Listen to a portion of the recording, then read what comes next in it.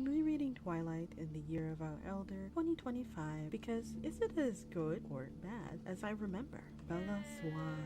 Why is Bella Swan a little cruel? And I get it, you know, teenager. I am an adult reading this, so I do not understand the thought process of her mom allowing her to just dip out, like go to another state for an entire like semester. Like, I think that's so weird. That was chapter 1. See you next time for chapter 2.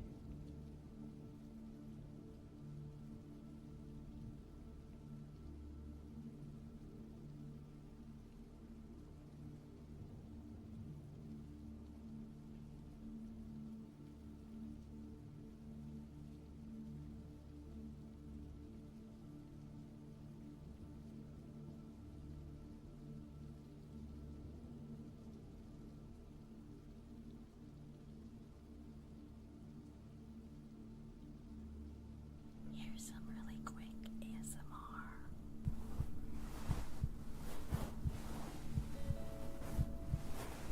My main goal is to get you to dreamland as quickly as possible. You have been staying up far too late.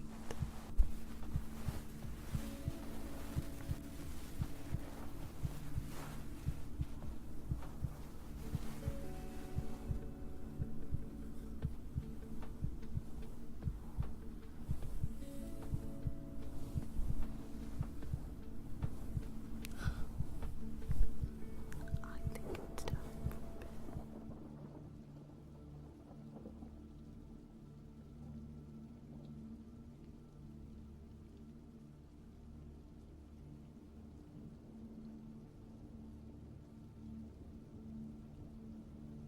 So I'm rereading Twilight in the Year of Our Elder 2025 because is it as good or bad as I remember? Bella Swan.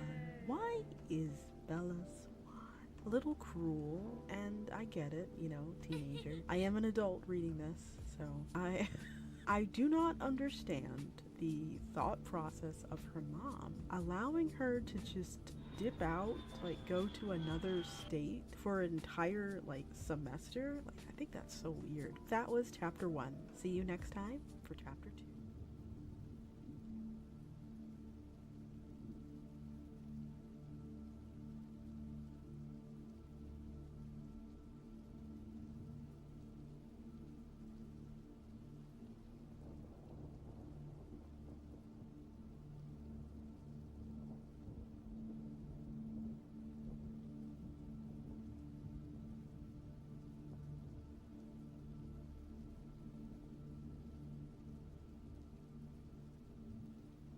Here's some really quick ASMR.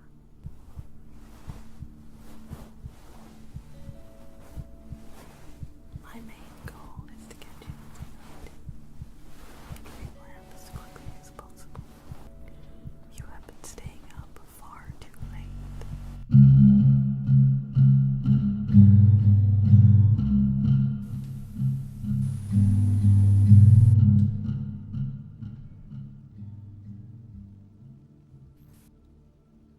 Hello, my darling, dearest readers.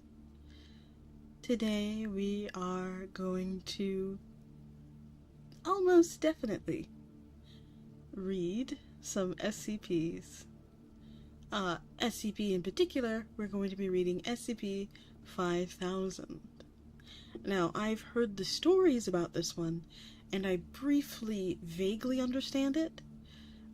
I won't start until the ads are finished, so we can, you know, get some time to know each other. Either way, good morning, good evening, and good night. My name is Grimoire Index, and I have dyslexia. Oh, and we're going to be reading some SCPs tonight because tonight is SCP Sunday. No trademark. It's so nice to have you here with me. And before we go into that, right, I wanted to play in like a site if you'd let me. Just a little bit if you'd let me. Okay? Hopefully this doesn't crash my entire system. I really wanted to like show this site to you before we did anything else. Okay. So this site is so cool. It lets you explore, let me make this full screen. It lets you explore old video game maps, and it is so beautiful. You can see pretty much 5 chicken nuggets, if you can guess where this is from, where you can actively explore old video games, and it is so cool. I'm sorry for the people who are in ads right now because you don't get to see how cool this is, but yeah. The site is called like NoClip, and it's really, really cool. There is one I wanted to show you that I absolutely adored. Hold on. This one. Look at that. Take a look at that. Isn't that gorgeous? Oh, of course, my big head's in the way. Let me let me get my big head out of the way, huh?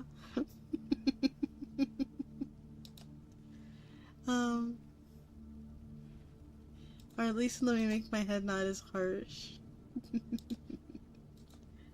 Oh, man. You... Ooh. Wait, no. Turn that back on. You all are... You all make me very happy. Just a touch lighter.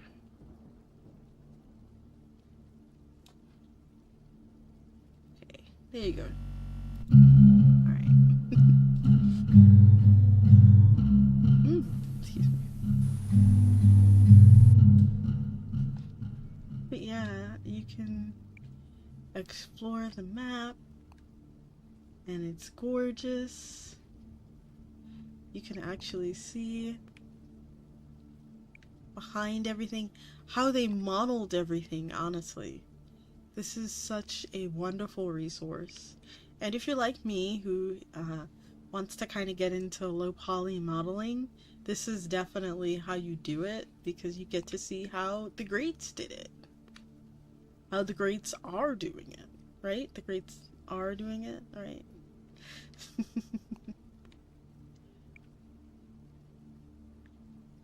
If you didn't know, I'm an artist. I drew me and I rigged myself. Hopefully that's not like derogatory or anything, but yeah, I rigged and drew myself. And this is always so... I love looking... I've always wanted to do 3D modeling, but I feel like I don't have the patience for it.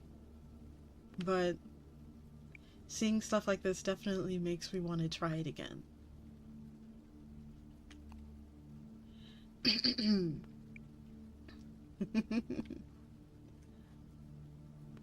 Maybe I'll do a little tonight. Probably in my server or something. But I digress. We will get back to the SCPs in just a moment. Ooh, this is pretty. Let's go up here and see what's up here. Would you look at that? Oh, can we go outside? This is so cool. What? Also, for reference, I have never played 10, right? Welcome back, everyone, from the ads. Let's go ahead and start reading some SCPs. And ooh, they actually had the save point there. It's kind of cool, isn't it? Welcome! Welcome in! Alrighty.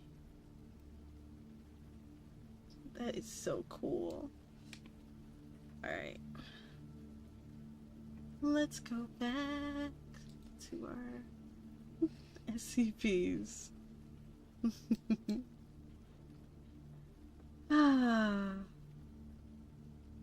After we finish reading this article, we can go back to looking at fun video game worlds as a little extra treat for you guys.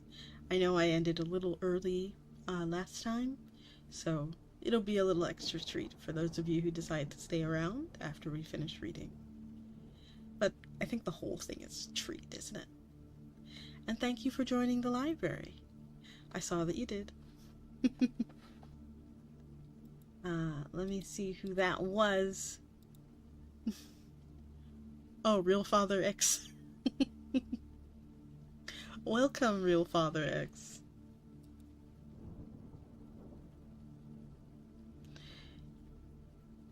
And let's begin. SCP-5000. Item number SCP-5000. Object class: Safe. Special Containment Procedures.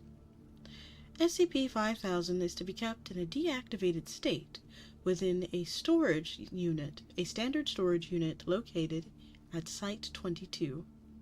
All files and intelligence retrieved from SCP-5000 are to be kept in on a secure server with backups available upon request from the Archival Department.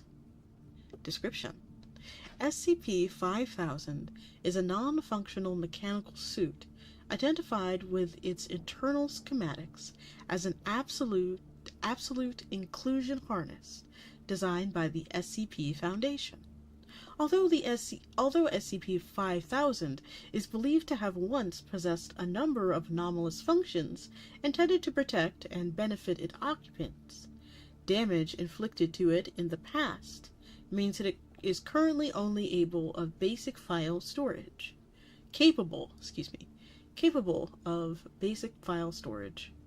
For a record of files contained within SCP-5000 for recovery, see Archive 5000-1. SCP-5000 first appeared in a flash of light within SCP-579's containment chamber at Site-62C on, I think that's December 4th, 2020, containing a corpse genetically identical to Foundation employee Pietro Wilson. Pietro Wilson is currently employed at Exclusionary Site 6, and Memestic Therapy has confirmed that he has no knowledge of SCP-5000 or memories concerning the events detailed within its archives. Archives 5001. Journal Entry 1. My name is Pietro Wilson, and I don't know what's happening. I think I might be the only one left. The date is 2/01/2020. Sorry. Thought transcription is tricky. Sorry, I'm not used to this yet. The date is January 1st, 2020. Sorry, February 1st, 2020. I have just escaped from the Exclusionary Site 6, I think. I'm not certain, but I think everyone else is dead. Those guys were thorough. If I hadn't got to the suit, I'd be... oh god. Journal Entry number 2. I need to get myself together, or this thing isn't going to be legible at all. Most likely they're going to want some kind of record of this whole incident for posterity. I'm currently on my way to the nearest Foundation installation, a small safe house for agents, making their way through this part of the country. Most likely there won't be anyone there, but I should be able to get in contact with my superiors and find out exactly what's going on. Things started around 6, maybe 7 hours ago. A group identifying themselves as Mobile Task Force Zeta-19, Lonely Only, Insurgency Infiltrators maybe, entered the site, and they had proper identification and everything. And they gathered everyone into the canteen. And then they started shooting. Jesus. I can still taste the blood. I can't get that awful metal taste off my tongue. It's a miracle that I didn't get hit or trampled on the way people were climbing over each other to get out of there. If I hadn't gotten to the exclusionary harness, I'd be dead. No doubt about it. Like I said, they were thorough. I'm a technician for the power grid on ES06, so I don't fully get how this thing works, but I understand the basics. The perception filter thingy doesn't mean that people can't see me, but it does mean they can't recognize the fact that they see me, which is the same thing when you get down to it. But those infiltrators, they didn't even take anything. They didn't even try to. I just watched after I got into this thing. I was too scared, fucking coward, to make a run for it. They just checked the bodies and left. An extra bullet for every head. They were just there to kill us.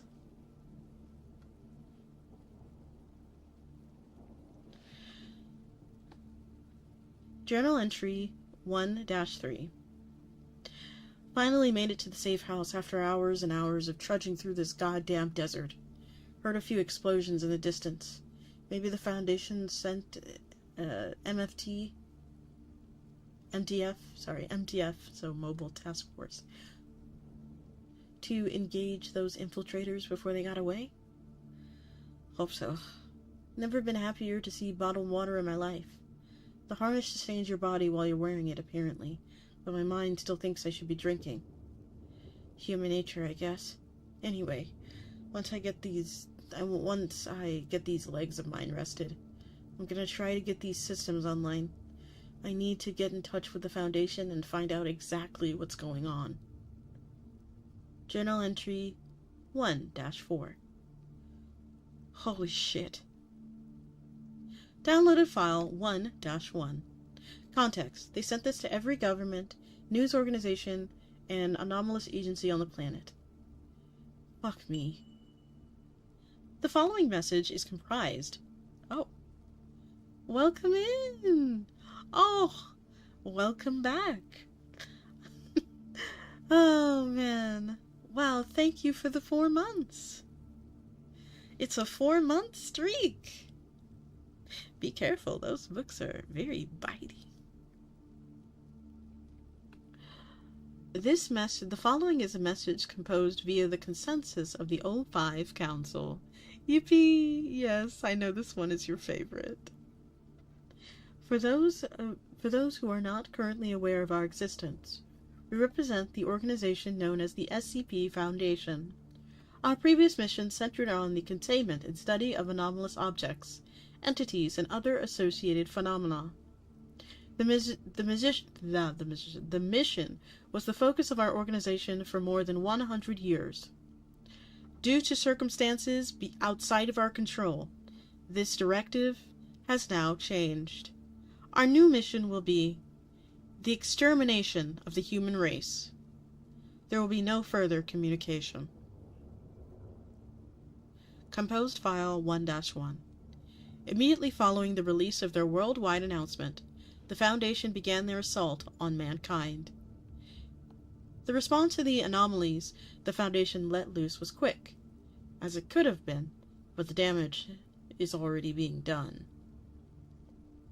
It's hard to tell what exactly is going on, but from my position here, accessing the Foundation network, keeping track of the news, I've managed to grasp a little. I'm gonna try to get everything I know down, so that when this is all over, if anyone is still alive, they'll know what happened to us. So I'm gonna quickly click on these articles to let you know which SCPs they released, or at least which SCPs Pietro saw on the footage.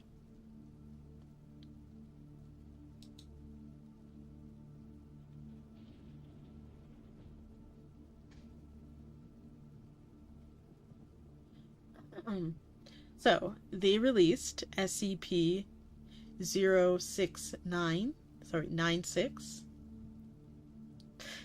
Ooh. 96. Oh, close. Let's see.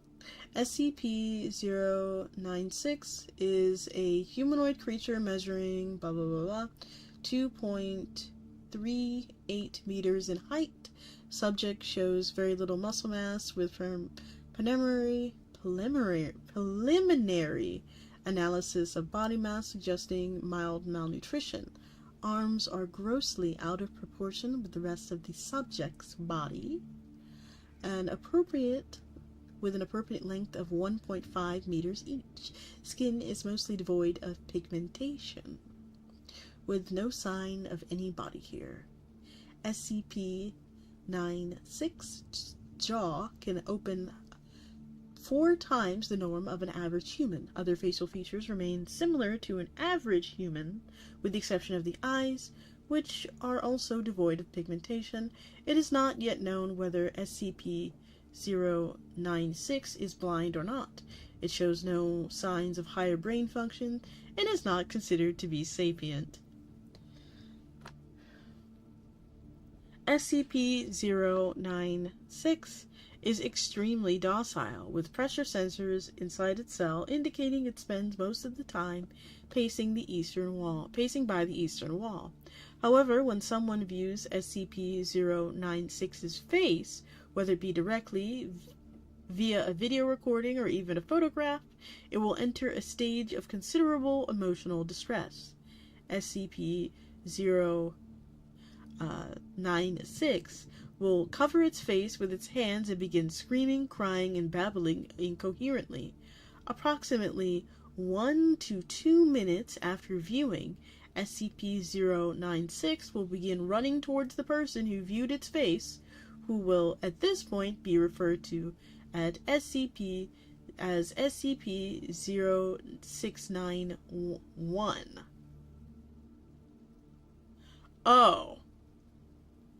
Oh, that's horrible. Anyway, documented speeds have varied. So, hold on. So you can't look at him? And they broadcasted this? Oh my gosh. Documented speeds have varied from 35 kilometers per hour to kilometers per hour, and seems to depend on the distance from SCP-069-1. Not 69. 96! 96-1. At this point, no known material or method can impede 096's progress. The actual position of SCP-096-1's doesn't really seem to affect SCP-096's response. It seems to have an innate sense of SCP-096-1's location. Oh. Upon arriving at SCP-096-1's location, SCP-096's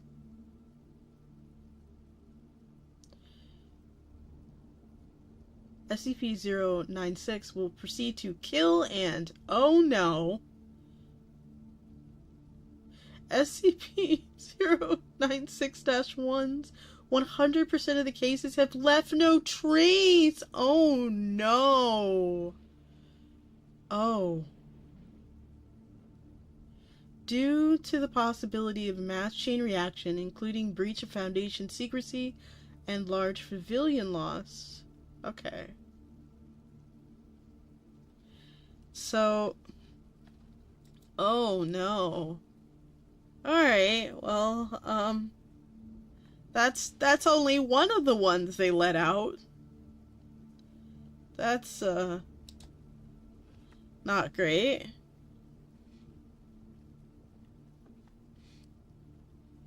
Images of SCP-096's face circulated on social media platforms. Death toll has already reached the hundreds before the images were taken down. For all I know, that thing is still going. SCP-169.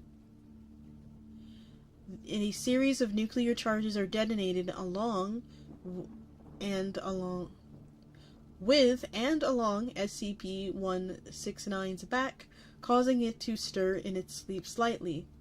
The resultant earthquakes and tsunamis devastate a significant number of coastal settlements around the world. SCP-662.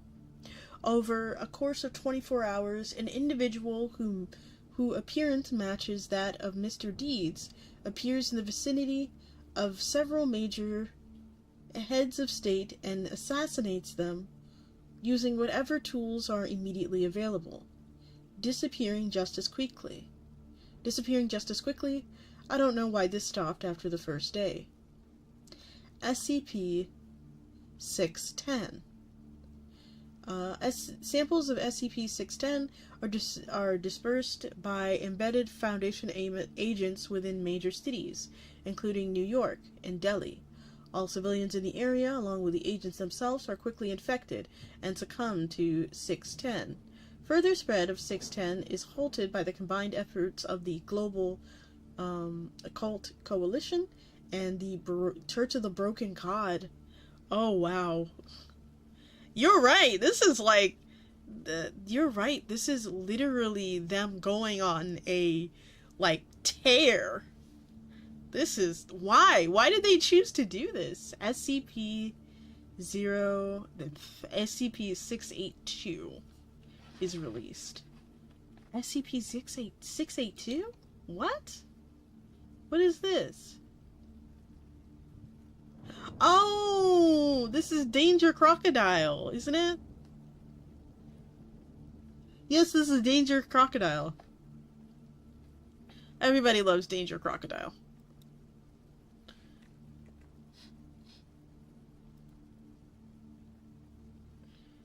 Mech, please. I don't know why. I don't understand why this is happening. Downloaded file 001-2. Context. News footage I managed to download between drinking sessions. Beginning log. Reporter Maria Henderson is speaking from inside a GOC evacuation tent. Scrolling header indicates that she is speaking on the outskirts of Trosa, Sweden. Behind her, patients can be seen being treated by doctors in full protection gear. Maria herself is wearing a surgical mask, pulled up slightly to allow her to speak into the microphone, which kind of defeats the purpose, if you ask me. Maria. Repeating what has previously been put out by the Global Occult Coalition, residents that have not already evacuated are advised to seal themselves inside their home as quickly as possible, using whatever materials available. One of the doctors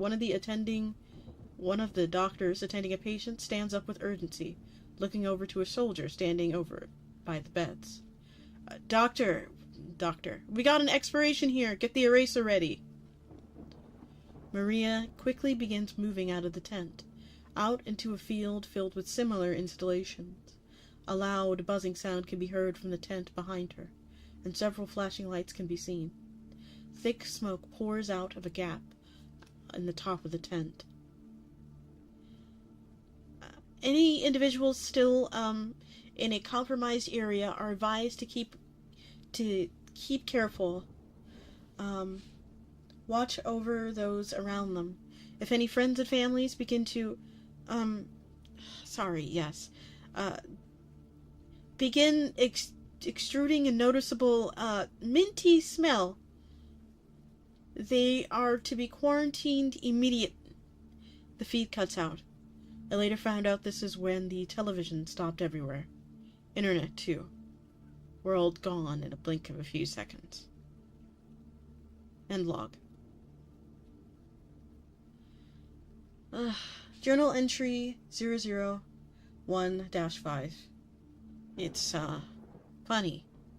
With the supplies in this place, not to mention the exclusion hardness, I could probably survive for years right here. But the idea of being sat here with no idea what's going on in the outside world is unbearable.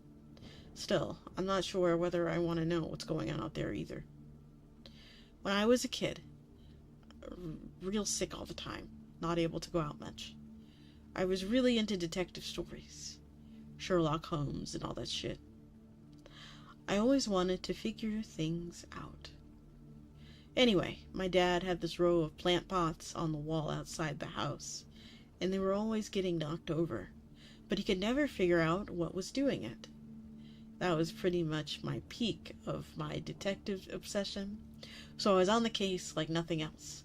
I was a stupid shit, so I couldn't actually deduce anything, you understand, so I ended up buying this cheap spy camera and recording the wall overnight. It was a stray cat. My dad ended up kicking it to death. Like I should have known he would. Curiosity, well, you know the saying. Everyone, included him, would be better off if I minded my own business. Except for my dad. But fuck him. Damned if you do, damned if you don't. But I'd rather be doing something than nothing. Besides, if I have the exclusion harness, nothing that would want to hurt me will ever know I'm there. I'm a tourist at the end of the world. Destination, Site 19. Closest real Foundation installation. Only makes sense. And I'm getting some answers. Recorded file 1-1. Context. Encounter with Foundation elements a few days after leaving my shelter. Watching weird behavior. Begin log. Viewing a group of Foundation soldiers in a clearing from a distance. 9 in total stood in a line. The 10th soldier, a commander, is silently pacing back and forth in front of them. Uniform and insignia look like those of MTF Epsilon 6, Village Idiots. A few seconds later, the commander claps her hands once and steps into the line.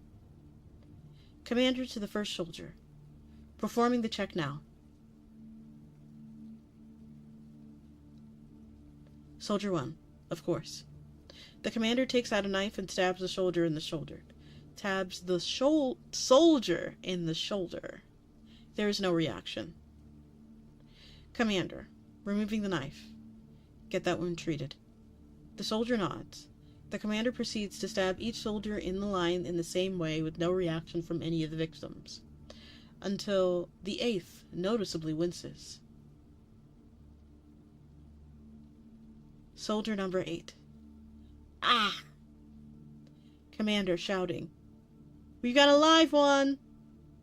The commander and all the soldiers quickly aim their guns and fire upon soldier number 8, killing him.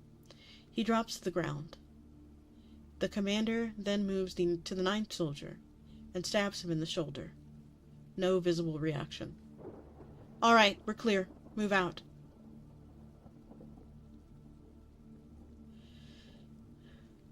We've got a live one.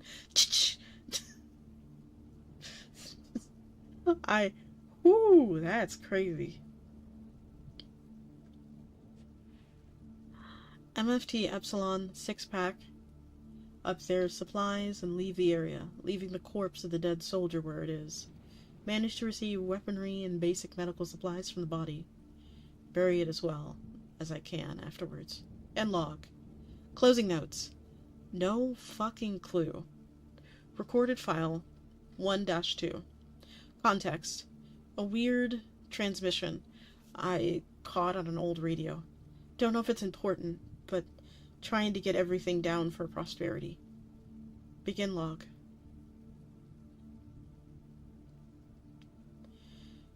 Voice. 7, 5. Can you hear me? There's a hole shining in the holes between your eyelids. I've never been to Versailles before. I want to be loved. 9. I am standing beside you now. 5. I am 2 of us, standing beside you now. The goddess eats the city in the sea. 9. There's a hole in the floor with an answer waiting for us in it. There's a hole in the floor with an answer waiting in it. 7. Look, you're hatching. You're hatching. The message continues on loop. End log. The message stopped once I turned the radio over and saw that it was damaged beyond repair. Am I feeling okay?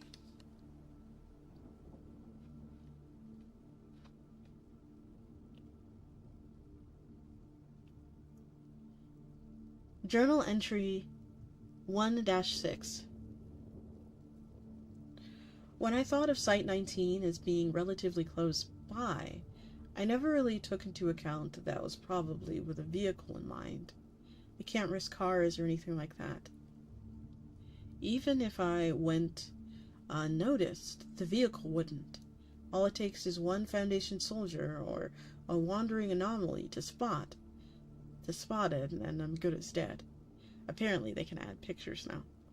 Still, marching through the woods, even with the harness's protection, isn't the most pleasant experience. It would be hard to move out of the way if anything came trapezing through for one. Just because things can't notice me doesn't mean they can't run me down. It gives me time to think. Like, why the hell am I even going to Site-19? What do I hope to accomplish? If I wanted to stay out of danger and survive as long as possible, I'd be better suited for getting as far away from any Foundational personnel as possible.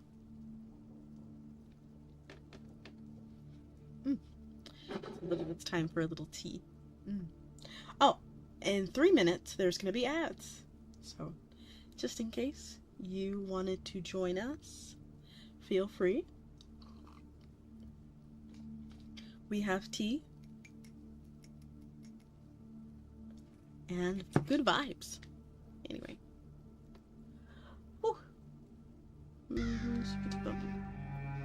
Hydrate. Thank you.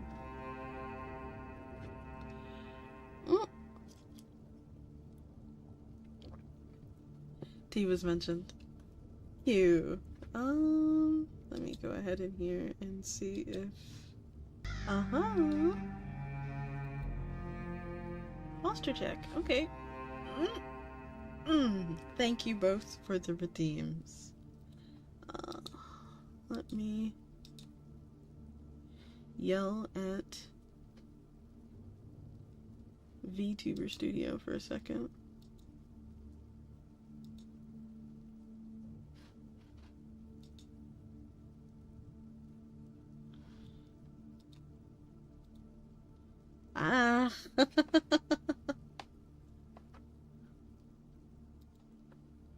I'm more yelling at StreamerBot because it's misbehaving. Okay.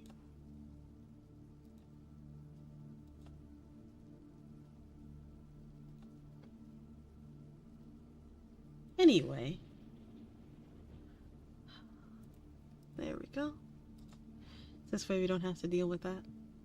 But thank you both for the redeems. Let's continue. What did they do to deserve to be getting yelled at? Because they're really slow at taking clips. Like, they're so slow at it. It's not great.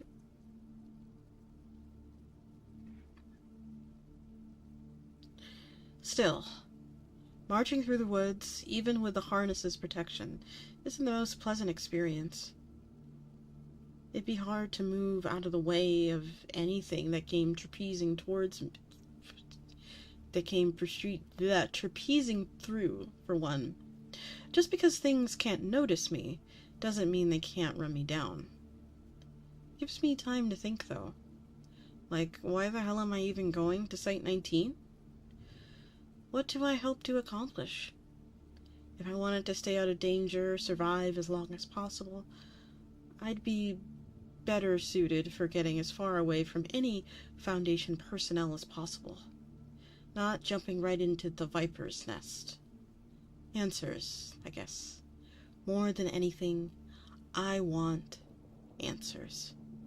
Even if I get kicked to death afterwards.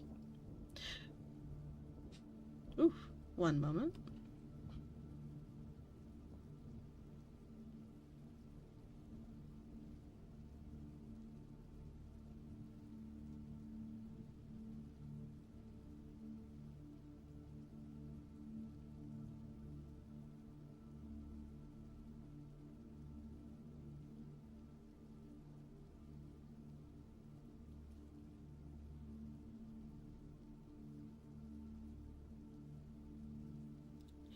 Sorry about that.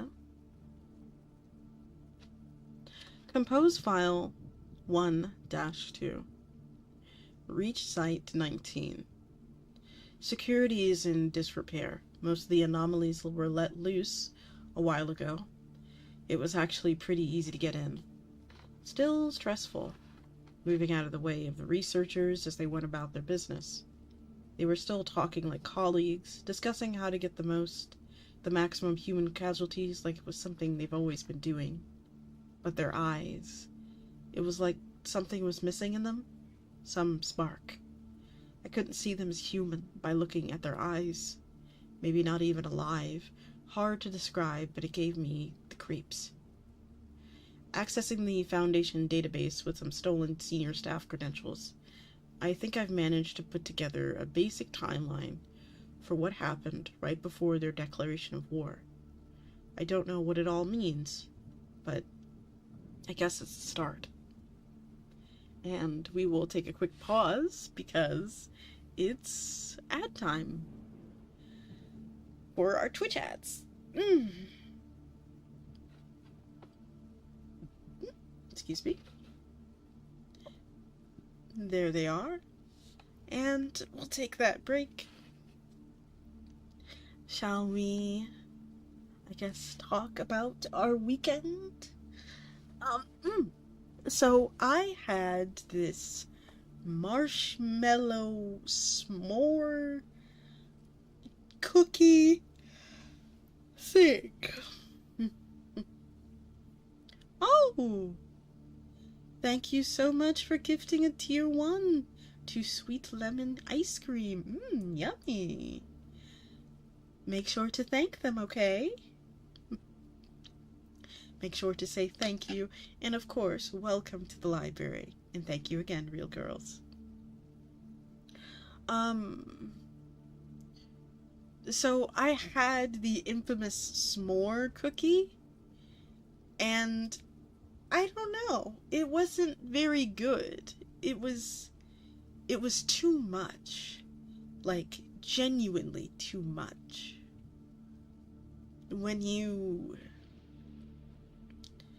It's like if you've had so much sweetness in your mouth. Like, you spent the entire day eating nothing but sugary things. And, yeah, it is definitely too sweet. You spent the entire day eating sugary things, and then when it's time for dessert, you're just like, I can't taste it. It doesn't taste very good. It was way too sweet for me. And anyone who knows me knows that I have a really bad sugar tooth. Sweet tooth? Yeah, sugar tooth. Why did I even say that? I have a really bad sweet tooth. Oh, that's just my new brand, Sugar Tooth. I'm kidding. But yeah, I liked the cookie part of it, because I know it's very basic, but I like a good chocolate chip cookie. Like, hot and fresh chocolate chip cookie, that's one of my favorite things to have.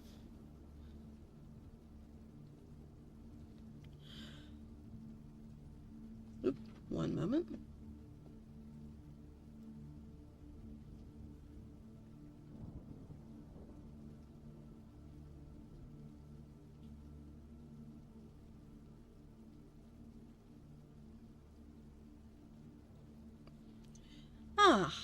That was a lot. Let's see. I had a coworker make me something like that, and when she asked if I liked it, I had to tell her I'd be honest, it makes my teeth hurt. Yeah, it was a lot. The essentially what had happened was the marshmallow layer that was like beneath the top cookie layer essentially turned into like this weird caramelly thingy. So it was just, ugh, I hated it. And I'm the type of person that likes brookies. Have you ever had a brookie before?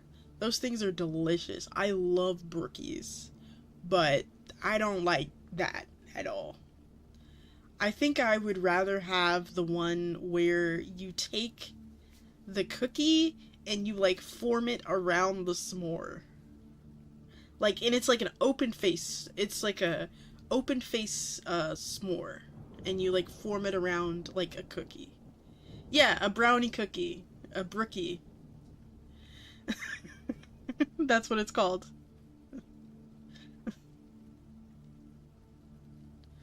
It is delicious. It is so yummy. One of my favorite things. Especially when it's warm. Because you get the you get the best of both worlds. You get the hot, was it invented in Brooklyn? I mean, I would know, but I have no idea. We can find out in a moment. But it is so good, especially when it's warm. Have it with some tea or some other beverage, a coffee. Just make sure your coffee isn't sweet or your tea isn't sweet. And, oh, my favorite. Delicious. You've never heard it called that? Oh my goodness, what? What is it? What is it called for you? Like if it has a different name for you, what is it? What would it be called?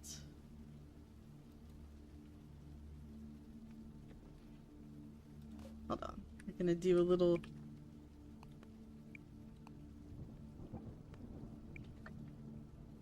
Brookie! Just a brownie cookie? Yeah, these right here.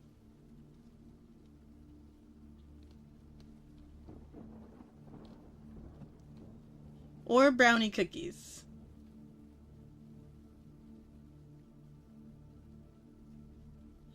I'm thinking like cookie-shaped brownies.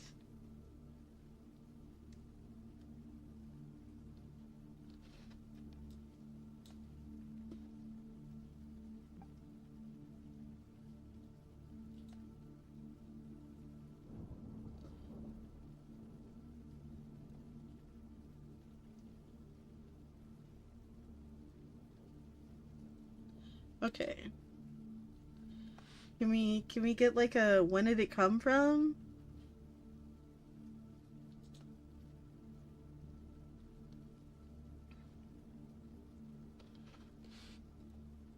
Hold on. Let's see if we can find like an origin.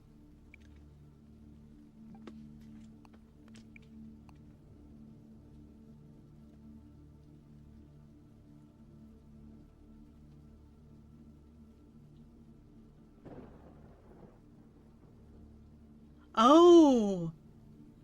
Apparently... Brookie power is strong on the internet. I don't know. Is that a, is that a good or a bad?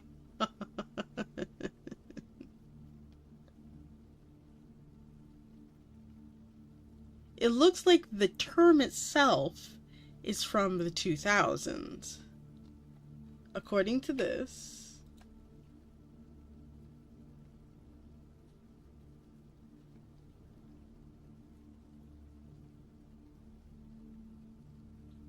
So, yeah, it looks like it's apparently that. But I'm pretty sure,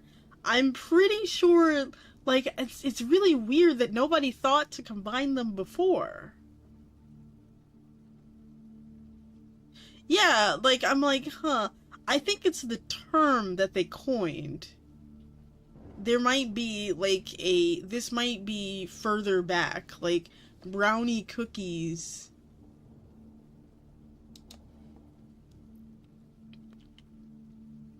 Yeah, brownie cookies itself. Don't worry, everyone. We will go back to SCPs.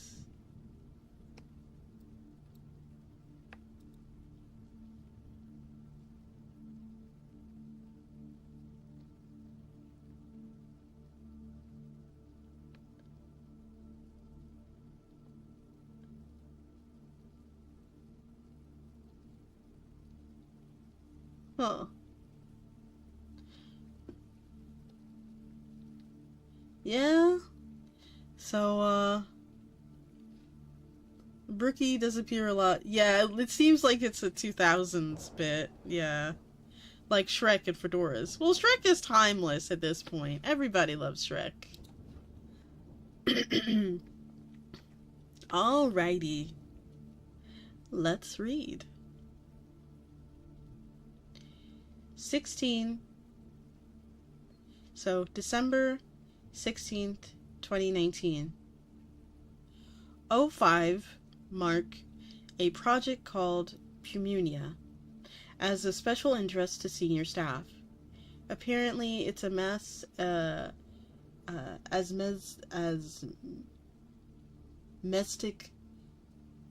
asmestication project like Kaleidoscope, except mostly focused on the collective human unconscious, the psychospace, and whatever you want to call it.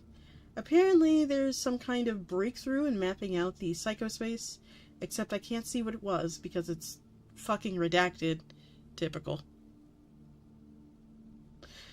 12/17. Oh, not the milady! No! Shh, no! Where's it? Where's my spray bottle? No! No! No! Emotional damage.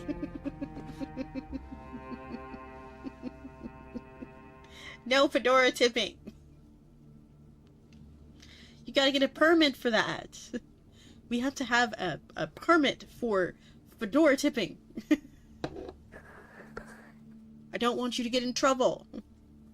Besides, the SCP agent that is asleep, allowing me to borrow their credentials, says that we do have to follow some candor. Just a little bit of candor. I promise.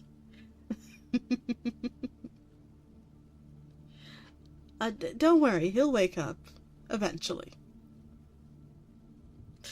Anyway, 12/19/2019. A series of instructions, redacted instructions, of course, are sent to all senior staff members and site directors. A wave of suicide and resignations go out across the Foundation, with Dr. Charles Gears being one of the employees resigning. 12/22/2019. A number of files is sent out to all remaining staff members and site directors, with instructions to also disseminate those materials among staff serving under them. The files are to be accompanied with the message, "Harden your hearts." All suicides and resignations immediately cease following dissemination of the materials. December 25th, 2019. Full block on communications in and out of Foundation sites. Termination of the majority of human and human sympathetic anomalies are performed by the staff at each site over the course of the next few weeks. Information suggests an assassination team was sent after Dr. Charles Gears, but it doesn't say whether they were successful or not.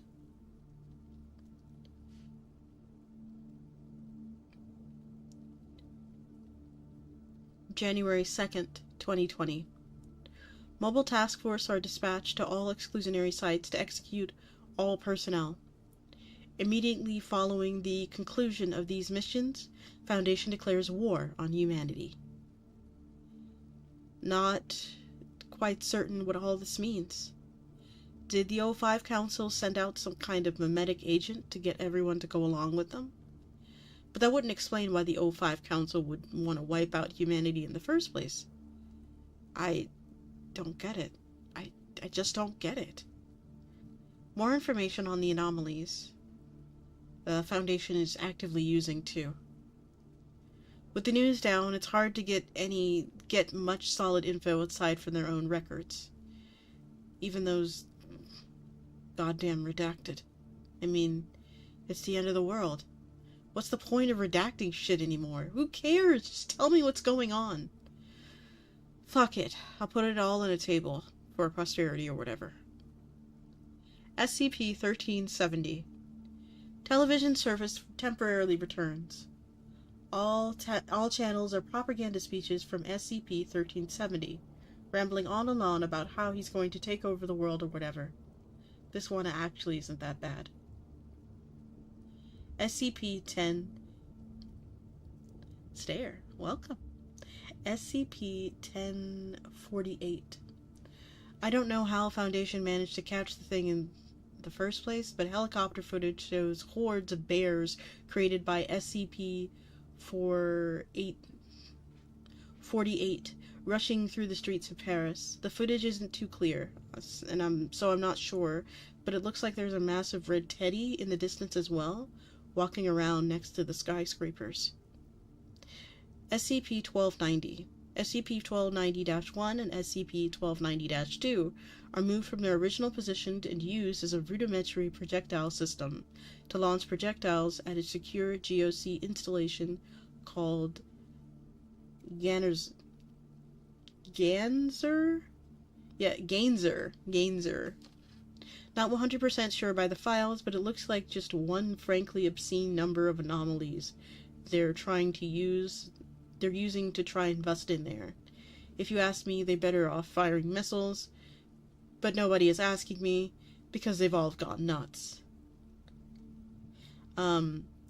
This apparently, the installation called Gainzer is a fortress city standing in the Atlantic Ocean, designed to house humanity's survivors in the event of an end-of-the-world scenario. Wow, they even knew about that! They knew about the base. That's crazy. So you mean to tell me that the SCP... So the big teddy bear is the one that's made from human flesh? That one? I remember that SCP. But, so you mean the SCP Foundation, like, just knows where that is? They just know? Oh, man. SCP-1440. SCP-1440 is transported from refugee camps to refugee camps by Mobile Task Force New 22, Rocketmen, where its anomalous effects cause rapid devastation to those fleeing communities.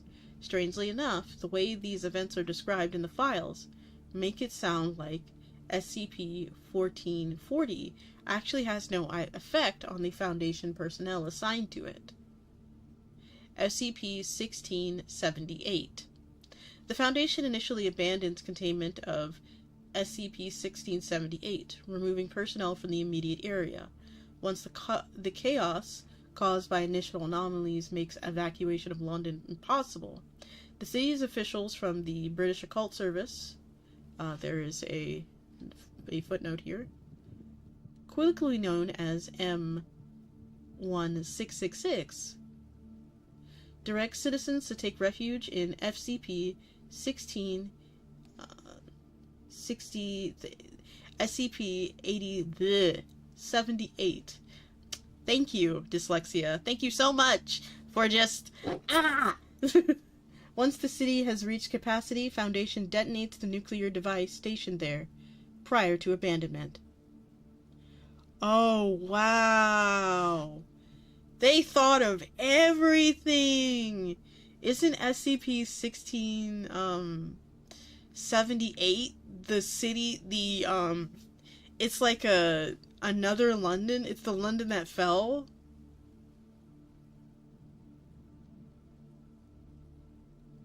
Yep, it's literally the fallen London. That's crazy. No. What? Ugh. So you mean to tell me they said, we know all your moves. We know all your moves, and you're all going to die. We are resolute in our purpose, and we will kill the entirety of humanity. Oh boy. Gonna try investigating some more before getting out of here. Seeing what I can find.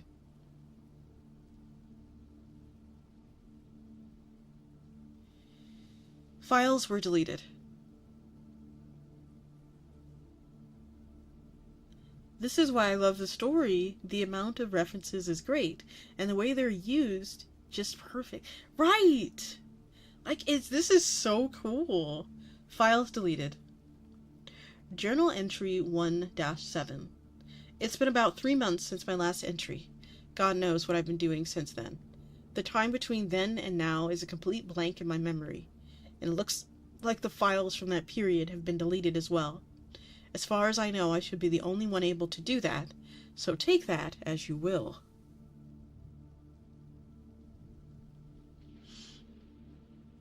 I seem like I've been through a few rough passes. I have a few scars that I don't quite recognize, and I have a bandage wrapped around my temple. The exclusionary harness doesn't seem to be damaged, though, so I don't know what hurt me. Did I fall off a cliff or something? The sad part is I can actually see myself doing something like that. Never was the smartest. Site 19 is long gone. Well, it's still there, I assume, but I'm halfway across the country.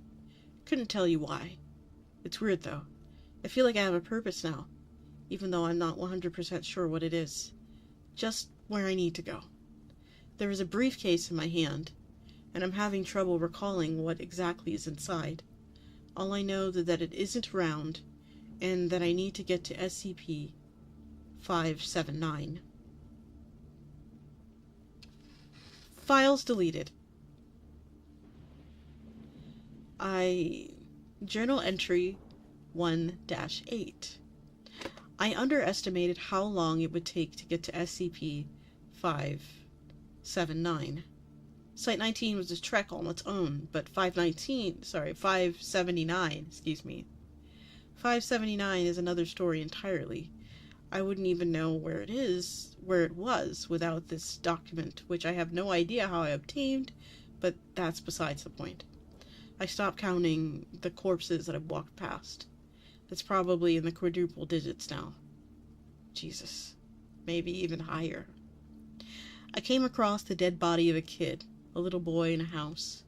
I was grabbing some supplies a while back. At first I thought he might have just been shot in the head, but when I went to bury him I could see there were things moving underneath his skin. Little pale worms, hundreds of them, that poured out the second I touched them. They all had his face. They were all laughing, scurried off into the drain. I don't try to bury people anymore. Keeping going is a lot more difficult than you think. Files were deleted. Composed file 1-3. The thing in the briefcase is a godsend. I don't know what the hell it is, but if things are getting too much for me, I just need to open it up. And the next thing I know, I'm miles further from where I was, just feeling all warm inside. Like something gave me a pep talk. It's like my own personal skip button when things are getting rough. Managed to get the temporary access to the Foundation database from the corpses of an agent I found half buried in the woods. Wolves were already helping themselves to him, but they obviously didn't mind me taking his laptop. Didn't notice me anyway. The Foundation is still throwing away everything they've got at everyone else. I'll put it in a table. Well, might as well. SCP-2000. The Foundation intentionally triggers the eruption of Yellowstone, obliterating SCP-2000. For now, anomalies deployed by the Mana Charitable Foundation have slowed down the environmental effects by an absurd rate, but it's still a matter of time before we choke on ash. SCP 2200. Somehow, the Foundation seems to mass-produce SCP 2200-1, and those swords are making their way into the hands of refugees, with the victims of SCP 2200-1 are cutting down. SCP 2200-3 is overflowing, with a mountain of living SCP 2200-4 trapped under a mountain of dead 2200-4. So we're just making mountains of people. So people are killing people and making mountains of people. Weird.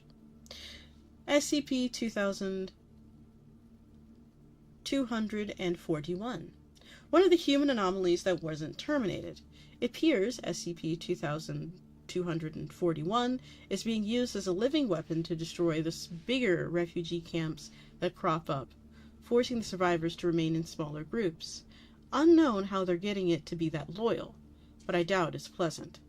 Last information on SCP 2241 says it's being deployed to assist with the siege of Ganazir. Apparently they're having some trouble.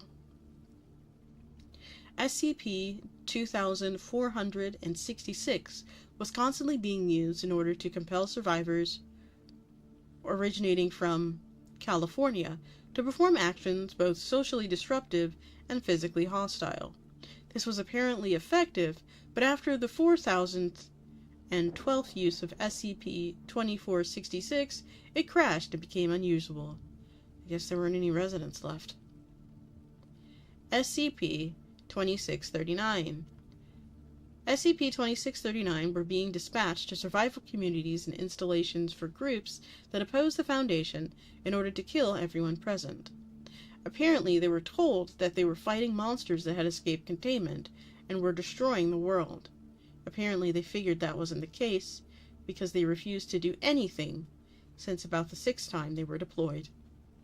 Good for them. I like some of the classics like the Red Lake and the Stairwell. Yeah, the Stairwell is a classic, and I do like the Red Lake one.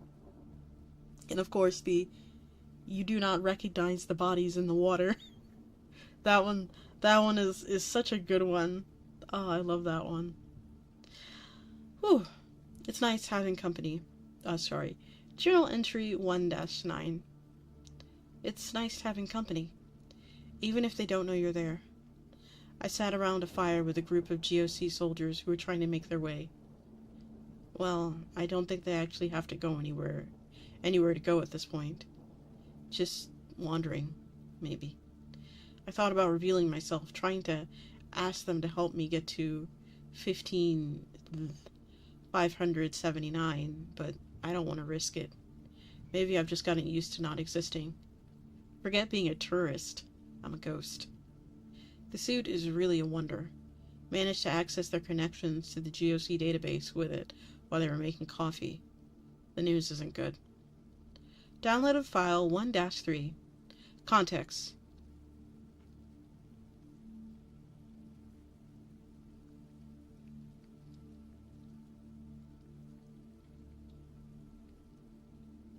Interview log from an interrogation facility inside Ganazir. As far as I'm aware, this is the first time a captured member of Foundation personnel has spoken during interrogation. Interviewer is Commander Morrison, with a scientist called Dr. Rhodes also being there.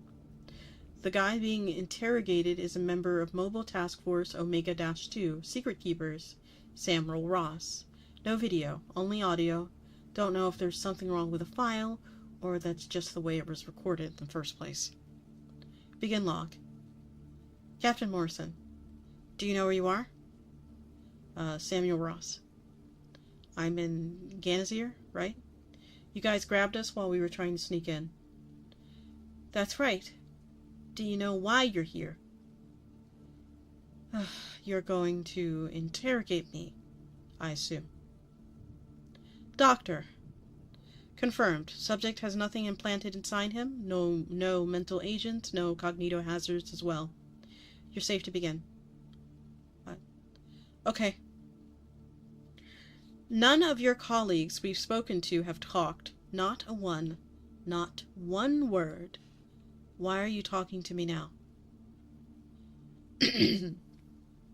We've met before. Do you remember? She pauses. I'm sorry? In that joint operation in Tenerife a few years back with the Seagull Prince, do you remember? I was wearing a gas mask back then, so you probably don't recognize me. But I recognized you. That's why I'm talking. That's the reason? Yeah.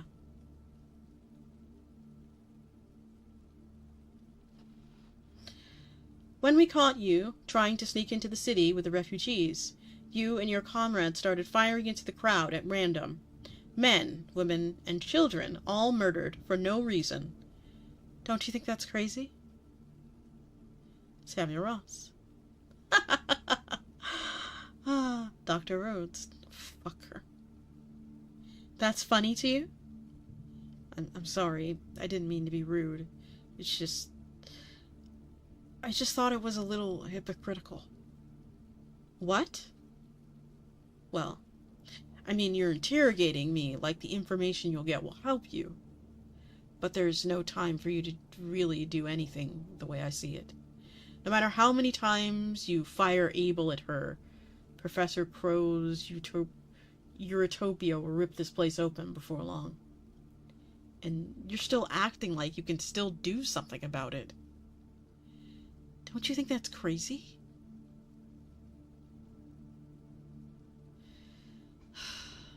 If you've spoken up to talk nonsense, we can always try enhanced interrogation. I don't want to, but I'll do it. Do what you want. Once you realize you're not supposed to feel pain, there's nothing to be afraid of. There's nothing to be afraid of anymore. What do you mean by that? No. You wouldn't want me to say.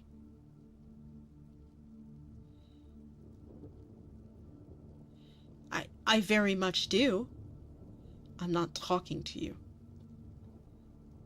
That doesn't make any sense. Tell me now. You're sure? We're still good on inoculations? Cleared on all the Foundation kill agents, yes. Then spit it out, Ross. Stop stalling, or we'll have to get unpleasant. Fine.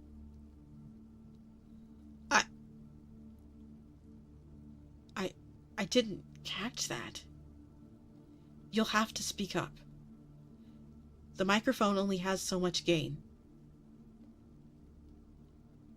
The information has been excised.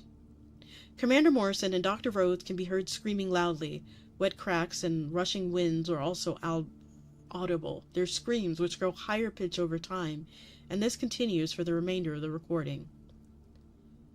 Look what you've done to yourselves. I told you wouldn't like it, would you? That's why you hear your own voice. I wanted you to know so badly. I really liked you guys. I was trying to be nice. We were so kind to you, you know. We fight in the light so you can die in the dark. Disgusting.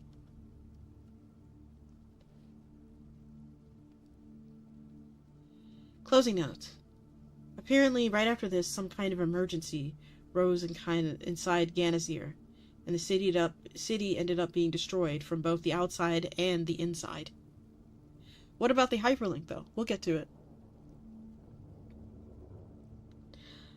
Files don't mention the particulars, but the GOC may be done. Files were deleted.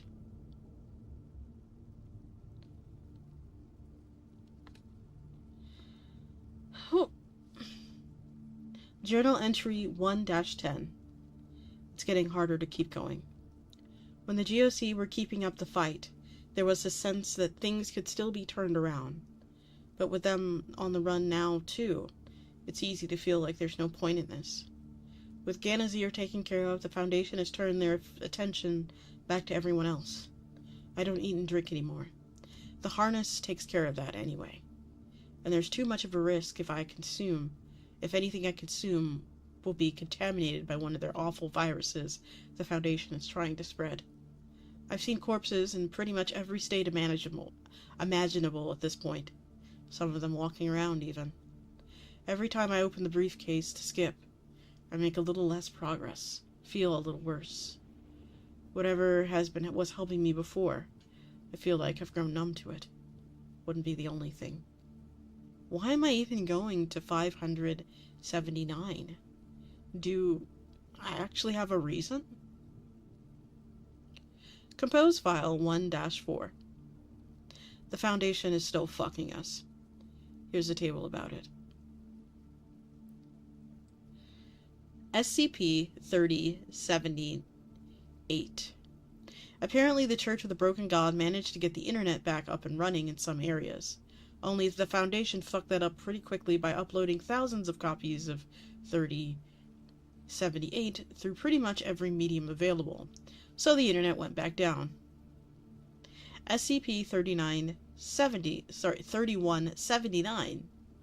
The thing was freed from containment after the Church of the Broken God tried to rebuild things, sparked a civil war inside of the church, whether the thing is McCain or not, which put a damper on their ability to help out. Plus, it's making so many fucking Terminator strings that it can, so that's fun. SCP-3199. SCP-3199's eggs are now being airdropped pretty much everywhere. I'm sure you can imagine how that's going. Journal entry 001-11. I think the ads are getting ready to start. Because I swore I saw that.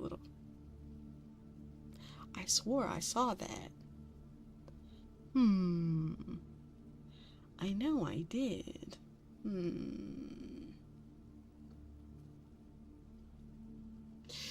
Have been making my way towards 579. Maybe a little slower than before. But who can blame me for my lack of motivation?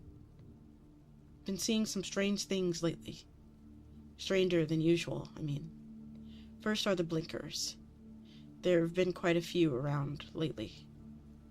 Now, I'm sure these are created by the Foundation, and even if I don't know how, I don't know most things, so I just add these to the list. They're statues. Statues of soldiers, MTF uniforms, with empty sockets for eyes. And we will pause there momentarily and just have a little chat before we continue. I want everybody to enjoy the story. And don't worry, I'm kind of working on the ability to kind of highlight stuff, so eventually I should be able to highlight this for you guys. So this way you can have it for later on to listen to. How's your holiday planning going? I just recently, and I literally mean today, I just finished up all of my Christmas shopping. I got my my favorite crow in the world a present, and I picked up various presents for like various family members. I got Grandma a hat because she keeps complaining that she is cold, so she needs a hat. I hope she likes it.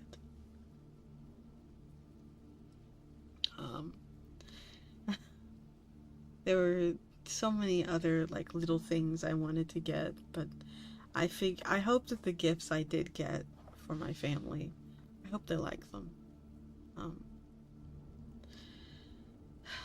One day I'd love to be able to take them somewhere nice. I think that would be fun. Nice little mountain adventure. That would be a wonderful Christmas present. Just for them, though. I want to stay home. I want to stay home and drink cocoa. How do you like your cocoa? I like my cocoa with a little marshmallow, cinnamon, a little bit of pepper. Ooh, and clove. Clove's gotta be in there. And depending on the particular time of day, I would say a little Baileys too. We're adults in here. A little Baileys in the cocoa is great. I think I'll have some of that after stream. We'll have some Baileys, and I will work on 3D modeling. I got my parents a new king-size bed. Oh, look at you. The bed they were on was over 20 years old and was only a full, oh my goodness. Then I got my sister's kids, PS5. Oh my good, money bags over here. Oh my goodness, you must be the favorite uncle over here.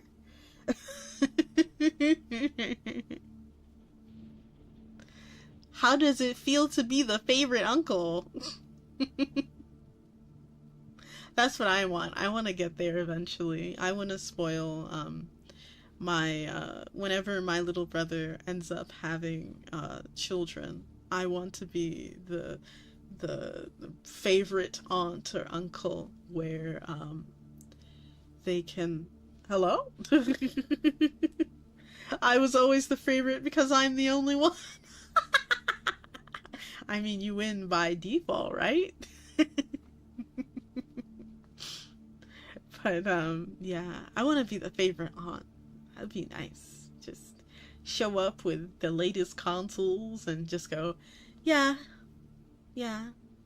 Or one thing I've always wanted to do, like if I were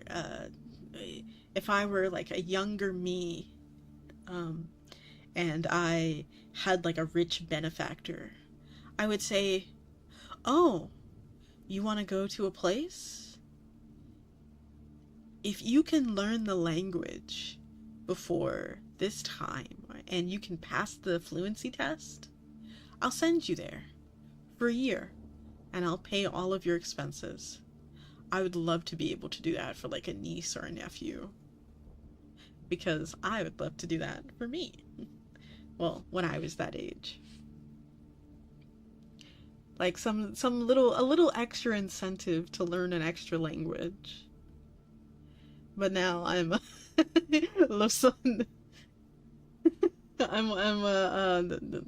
sabes. My Spanish is so bad.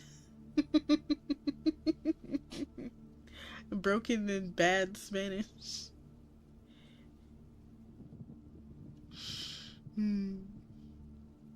But I believe you all should be back. So let's continue.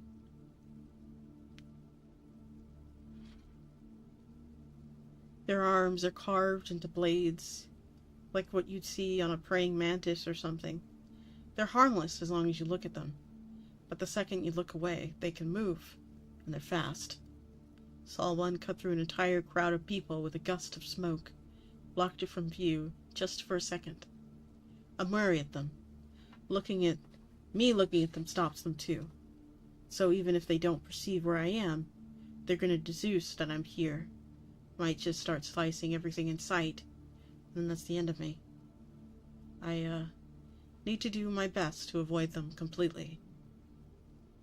The next thing I saw was, well, a lot weirder.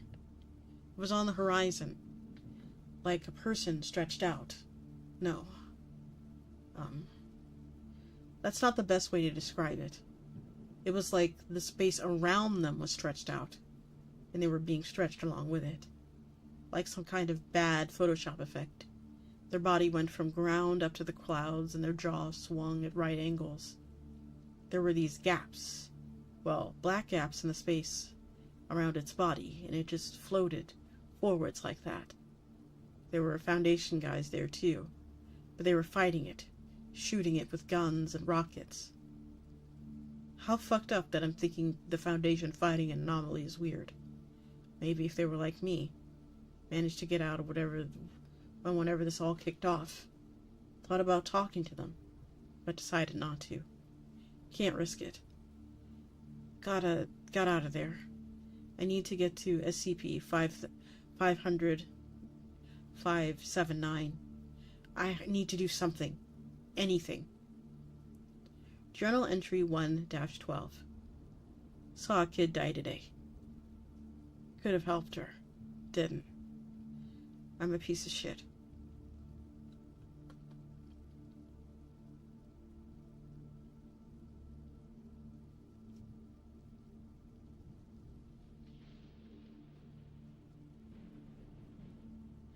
Composed File 1-4 SCP-4290 Through use of a sample of SCP-008 enhanced by SCP-914, the Foundation reanimates the corpse of SCP-4290 and lets it loose. Kaijomancers from the Serpent's Hand engage, but the file isn't clear what the results are. Heard the library detached itself from this universe, but it looks like those guys stayed behind. Idiots. SCP-4666 The Foundation uses temporal anomalies to make it so it's technically Christmas everywhere. Oh, fuck it. No one is going to read this anyway. SCP-1-3 Begin log. View is the interior of an abandoned jewelry store from the front door. The night sky can be seen through a broken window. A teenage girl is sitting in a makeshift fire in the middle of the store. A ruby amulet is hanging down her neck. Perception filter disables. The girl jumps back, alert, picking up a rusty pipe as a weapon. Who are you? I recognized you. This is Pietro. The necklace, I mean. Pause. The girl groans, dropping the price. Ah, shit. They send you to kill me, too? You're gonna be here a while. No, I got away, too. Did you get away, too? The girl leans forward, squinting to see Pietro's face. Jesus. You look like shit, pal. When was the last time you slept? The suit. You don't need to sleep with it on. You do need to sleep. Your face. It's just a serious disaster, man. You hate to see it. Can I come in? The girl steps back, gesturing theatrically at the store with one arm. But of course. There's enough broken glass here for everyone. Pietro staggers in and sits down on the floor. The sound of crunching glass can be heard. I was joking, you know. You could have grabbed a chair. It's fine. The suit is dirty. Suit yourself. That's a fancy piece of kit you got there. Gestures to the necklace. Want to trade? Pietro laughs and coughs. No way. I've read the file. Worth a shot. It's been a while since you laughed, huh? Pietro. Not much to laugh at. Not even when Pesterbot showed up on all TVs? Pietro chuckles. Okay, that was kind of funny. So you got away too. I mean, I'm assuming you were a Foundation guy. Not many people I've pissed off in my lifetime. Not one of the many people I've pissed off in my lifetime here for revenge. Are those not the same things? Now you're getting it. Yeah, I'm Foundation. Was Foundation, I mean. I got lucky when all this started. Got into the suit and escaped. Well, I was senior staff, and we would have been told about the plan before anyone else. But damn if I can't remember what it was. It's probably because of the second file. The second file? You saw it? What was in it? Whoa, cool your jets, kid. We've got all the time in the world. There are a bunch of images, eggs, trees, religious stuff. Didn't mean anything to me by themselves, but I guess they had something encoded in them. Didn't take like it should have. He taps the necklace. Probably because of this thing. Pietro sits down. So it was a mimetic agent. I don't know about that. I've pretty much had everything that can happen to me, happen to me. I know what a mimetic agent feels like. It didn't feel like that. More like I was being released from something. More than something being forced on to me. I see. So you don't really know what's going on either. Nope. Fuck.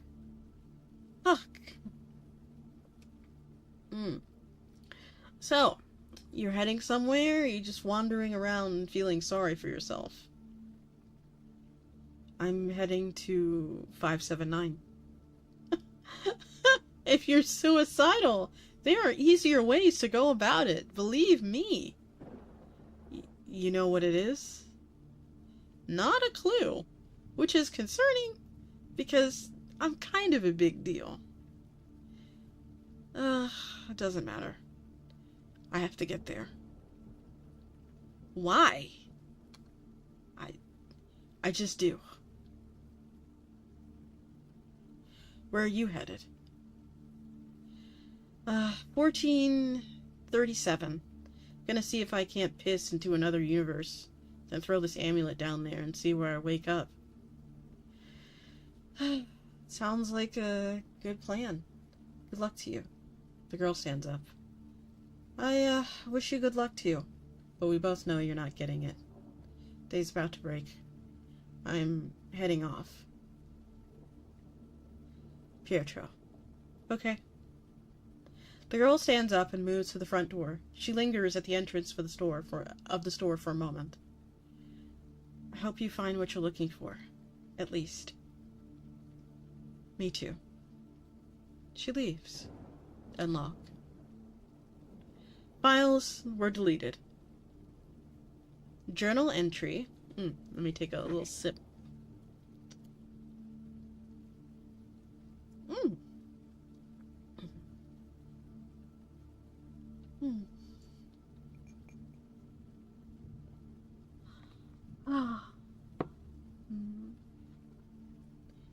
Journal entry 1-13. Hi, Journal. It's been a while. Right now, I'm looking at Site 62-62C, where SCP-57-9 is supposed to be. There are no guards as far as I can see, and all the security is down. It looks like the place has been abandoned for a while. I was under the impression that this place was extremely high priority, but it looks like the Foundation doesn't agree with me anymore. I have the briefcase in my hands. It's difficult to breathe. I feel like everything will end soon, one way or another. I'm heading in.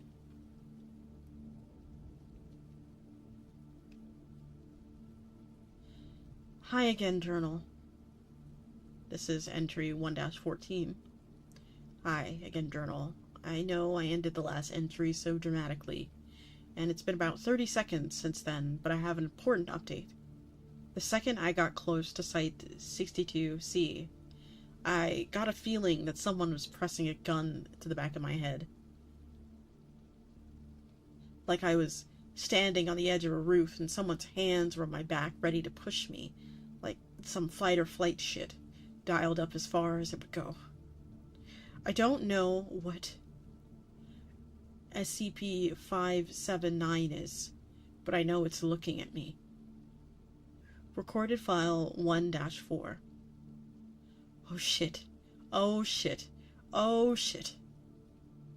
Inside, inside of a hallway within Site 62-C. Severe damage is visible on the walls, appearing as it was done by use of a large knife. The lights overhead flicker.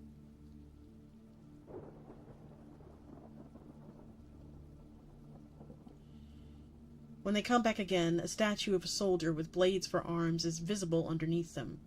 It has empty sockets where the eyes should be, and its face is locked in a snarling expression. End log. I was wrong. They're here.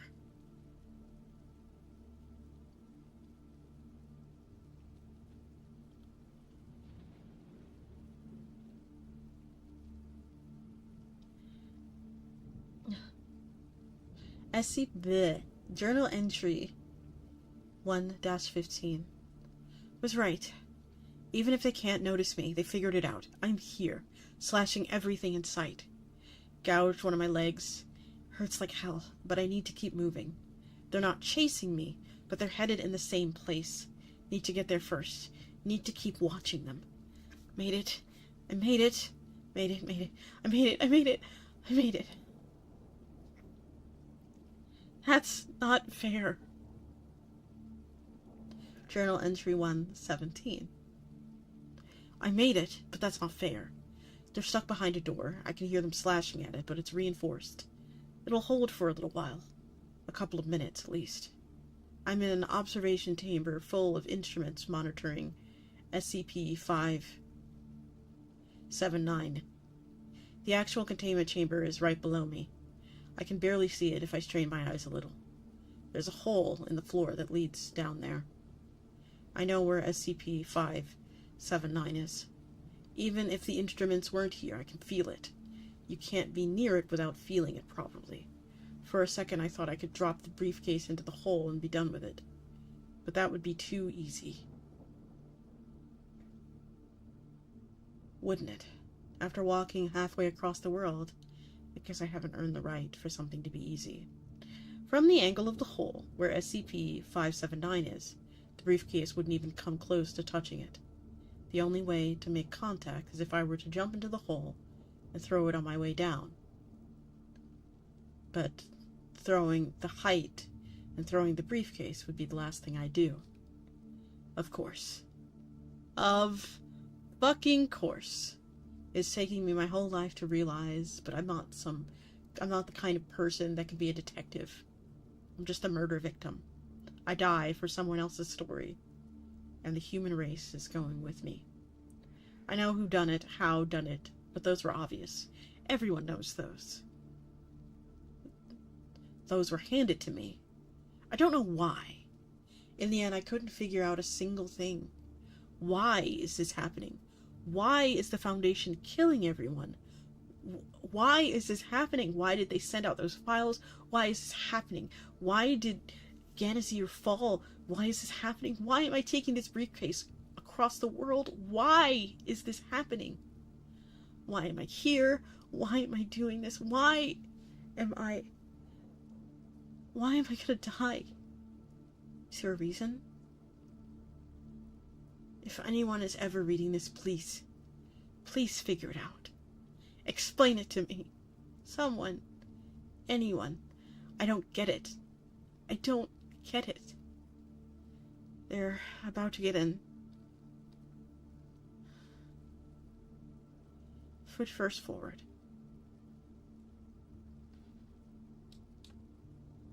Oh. What the hell?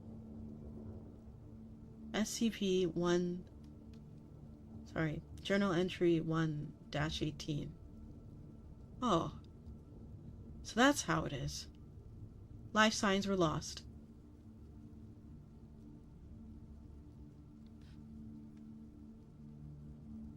Wow.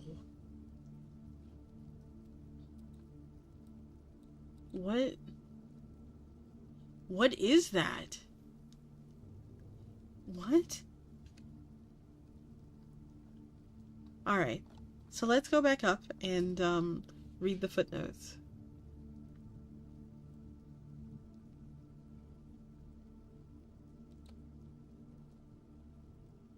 Shall we? Or rather read the hyperlinks. Well, some of the hyperlinks anyway.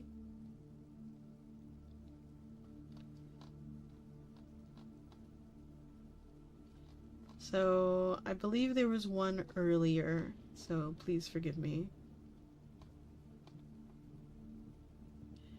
This is crazy. I like it. Like, I really liked this story. Like, genuinely. Now I want to know more. The detective in me is itching. It might be like Duck Detective, but, you know, the detective in me is itching. I have to know. I'm nosy.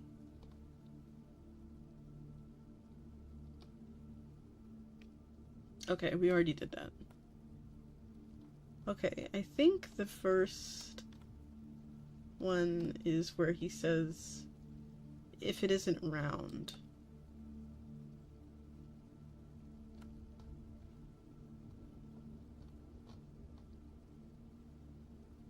SCP-055. Object Class Keter. Object is to be kept in a 5x5 by 2.5 meter square room constructed of cement, 50 centimeters thickness, with a Faraday cage surrounding the cement walls. Access via a heavy containment door measuring 2 by 2.5 meters. Constructed on bearings to ensure the door closes and locks automatically unless held open deliberately. Security guards are not to be positioned outside of SCP-055's room. It is further advised that all personnel maintaining or studying other SCP objects within the vicinity try to maintain a distance of at least 50 meters from the geometric center of the room, as long as this is reasonably practical.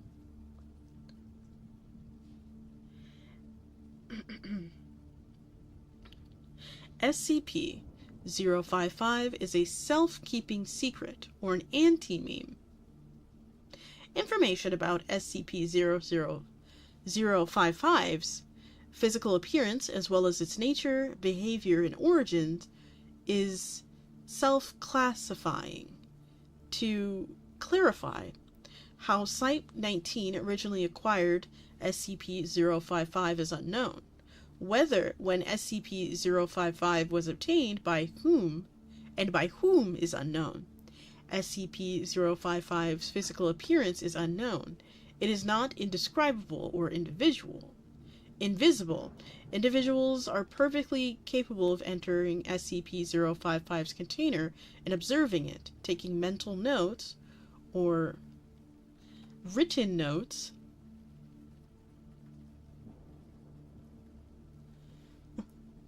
blah, blah, blah. SCP-055. We don't have a 055?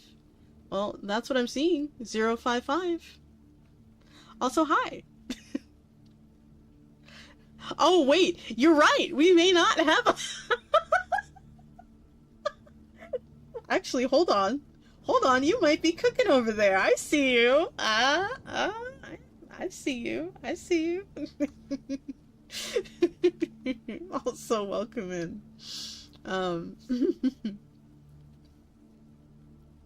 Individuals, excuse me. SCP-055's physical appearance is unknown. It is not indescribable or invisible. Individuals are perfectly capable of entering SCP-055's container and observing it, taking mental or written notes, making sketches, taking photographs, or even making audio and visual recordings. An extensive log, such as observations, is on file. However, information about SCP-055's physical appearance leaks out of the human mind after such an observation. Individuals tasked with describing 055 afterwards find their minds wandering and lose interest in the task.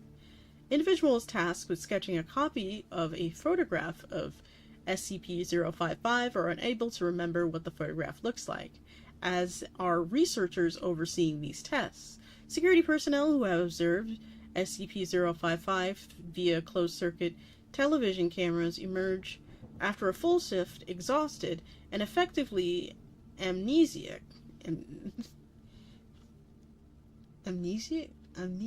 Oh my goodness, words are very hard. About the events. Amnesiac? Yeah, I guess it would be amnesiac. About the events of the previous hours. Who authorized the construction of the SCP-055 containment room, and why was it constructed in this way, or what the purpose of the described containment procedures might be, are all unknown. Despite SCP-055's container being easily accessible, all personnel on Site-19 claim no knowledge of SCP-055's existence when challenged. Wow. All of these facts are periodically rediscovered, usually by chance, readers of this file, causing a great deal of alarm. This state should of concern last minutes at most, before the matter is simply forgotten about. A great deal of scientific data recorded from SCP-055, but cannot be studied. At least one attempt has been made to destroy 055, or possibly move it from containment at Site-19 to another site, meeting failure for reasons unknown. SCP-055 may present a major physical threat, and indeed may have killed hundreds of personnel, and we wouldn't know it. Certainly, it presents a giant memetic / mental threat, hence its Keter classification.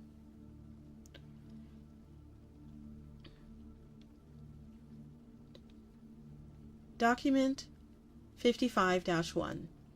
An analysis of SCP-055.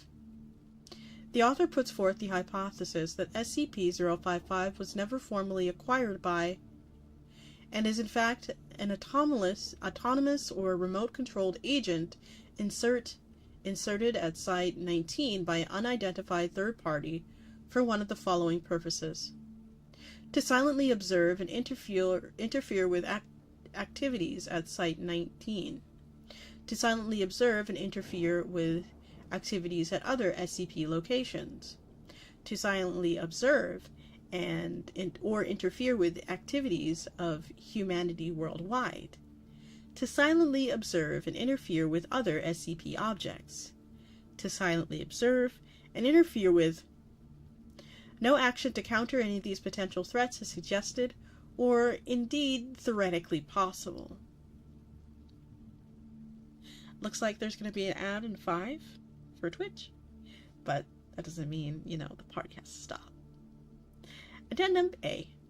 Hey, if this thing is really an anti-meme, why doesn't the fact that it's an anti-meme gets wiped? We must be wrong about that somehow.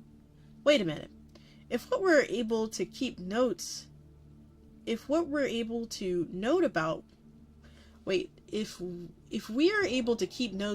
what it isn't, would we remember those? Bartholomew Hughes, NSA. Document 055-2, report of Dr. John Merchek. Survey Team 19-055-2127-BXE was successfully able to enter SCP-055's container and ascertain the appearance and to some degree the nature of the objects. Notes were taken accordingly to the project methodology, after which the container was sealed again. An excerpt from the transcript of personnel debriefing follows. Dr. Hughes. Okay, I'm gonna need to ask you some questions about number 55 now. Number what? SCP Object 55? The object you just examined? I don't know what you're talking about. I don't think we have a 55. Okay then. I'd like you to tell me what you've been doing for the past 2 hours. The subject appears to be uncomfortable. I don't know. Okay then, do you remember what we agreed? that we all agreed it wasn't spherical? Oh, wasn't... Oh, right! It isn't round! At all. Object 55 isn't round. So you remember now? Well, no. I mean, I don't know what that is. I know there is one. It's something you can't remember, and it's not a sphere. Wait a minute. What's not a sphere? Object 55. Object what? Doc, do you remember agreeing on something that wasn't shaped like a sphere? Oh, right! It appears it's possible to remember what SCP-55 is not, negations of fact, and repeatedly deduce its existence from these memories. Personnel involved in Survey 1955-12-7B-XE reported moderate levels of disorientation and psychological trauma associated with cycles of many repeated memories and forgetfulness of SCP-55. However, no long-term behavioral or health problems were observed, and psych assessments of survey personnel showed consistent reports of this distress fading over time. Recommendations. It may be worthwhile to post at least one staff member capable of remembering the existence of SCP-055 to each critical site. Oh yeah, that thing is definitely not a sphere. Okay, well, I mean, what is definitely not a sphere? What? What are you talking about? What is definitely not a sphere? I don't know what you guys are talking about. In fact, how did I even get to this page? What is this? Oh!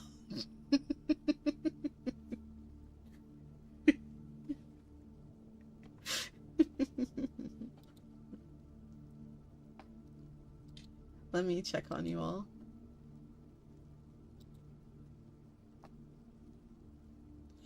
Oh, I kind of want to, like, I want to know what happened.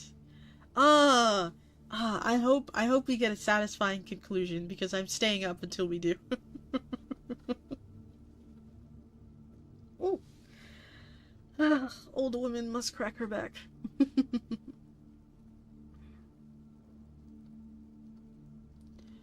Alrighty. Let's see what Samuel Ross is saying disgusting about.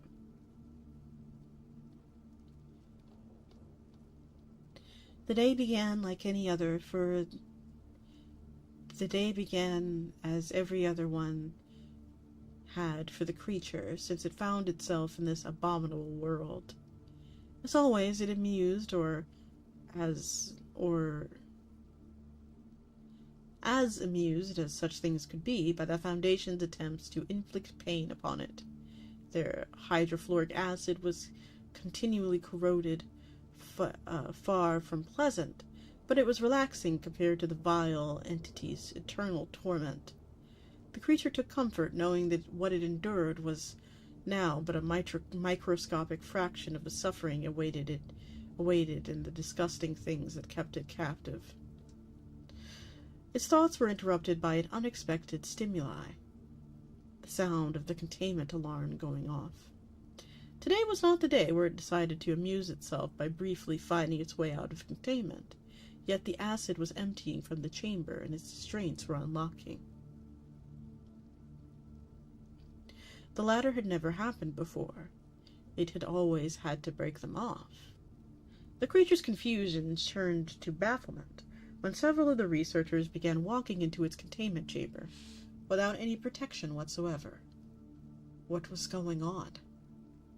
Then it saw their eyes, and all became clear.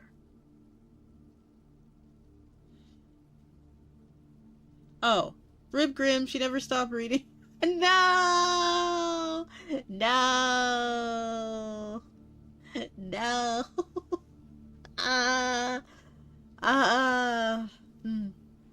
Sorry, ad bros. I guess you're gonna miss this one.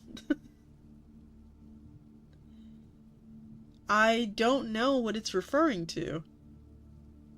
The creature. Hold on, the creature. Oh, SCP, 682.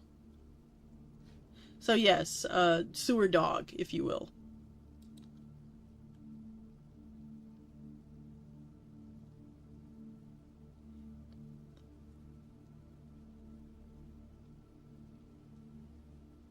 Then it saw their eyes,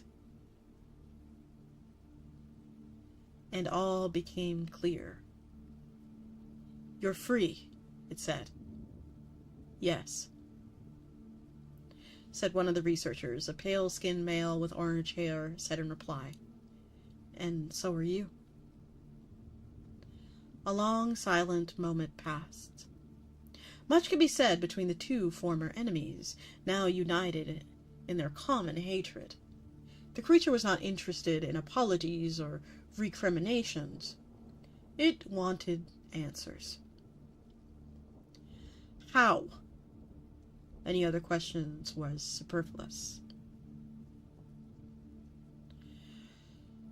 Project Pumunia, the dark-skinned female researcher said. The Foundation had long ago discovered the collective psychospace of humanity, and had designated it SCP 5000. But until recently, we did not have the technological capability to fully map it. A decade ago, our research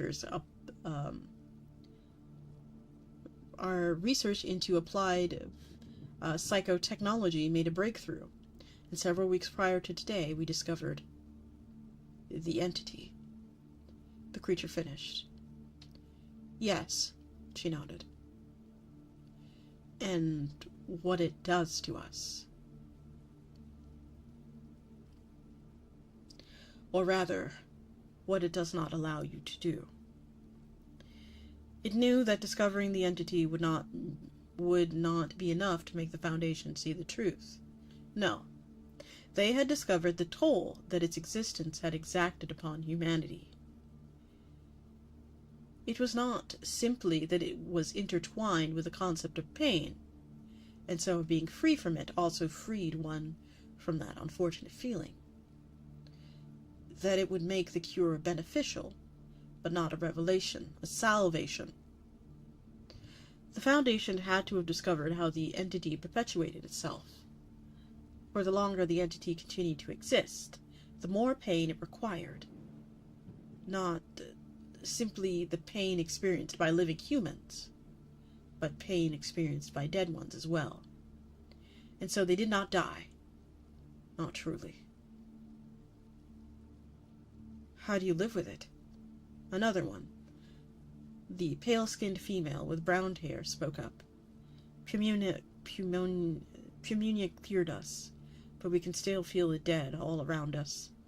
That's duller than we would be if we could detect it without having our sense of pain eliminated. But I can still sense them. The agony spread all across those microscopic fragments. It's disgusting. That's not a strong enough word, she agrees. Billions of humans have existed throughout time. As their bodily functions cease, their consciousness has remained attached to their rotting corpses, or worst of all, made to endure cremation. But once those corpses were gone, the pain only amplified. The smaller the fragments of those who had once been human became, the greater the suffering of the fragmented spirit that had once occupied the body. And that suffering, that endless, disgusting suffering, had never ceased for as long as there had been humans. All for the entity.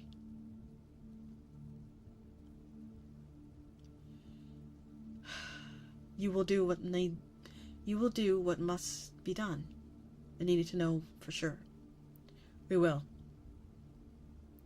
The pale-skinned man confirmed. We could only disseminate the cure to our organization. Releasing it on a wider scale would have caused the entity to notice us.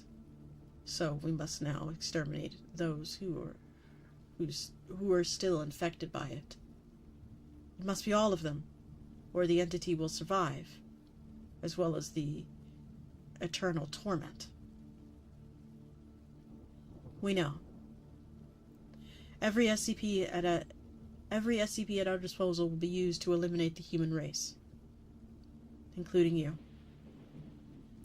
If it could, the creature would have smiled. I will do my part. They failed. Yes, they are talking to 682. They failed, of course. As thorough as they had been, they missed out on one horrid man who reset reality with help from the entity. No one remembered what had been, how close they had finally been to freedom. No one remembers the cost of their failure, so once their mortal lives have ended, they would experience the consequences themselves. From that day onward, the creature found the Foundation not simply disgusting, but disappointing. Yes, this one is the lizard. Lizard!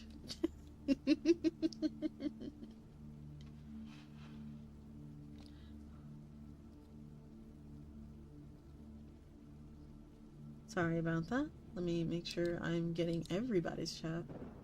Sorry, Sewer Dog. Yes, Sewer Dog.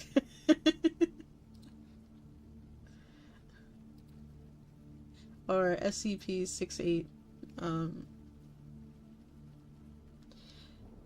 SCP-682.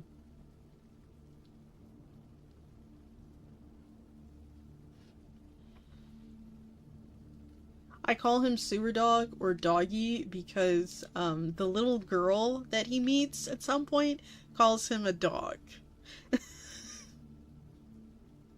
And so I figure that he also could be referred to as a dog. I think that would be nice.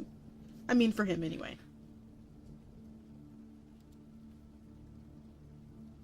Okay, their eyes. Okay, we're back. And we're back. Calling him Sewer Dog threw me off.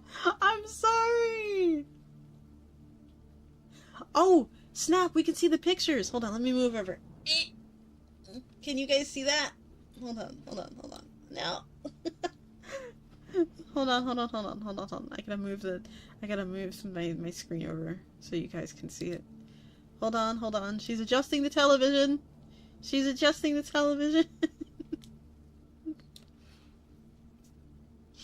There you go. Now you guys can see it. Look at that. Isn't that so cool?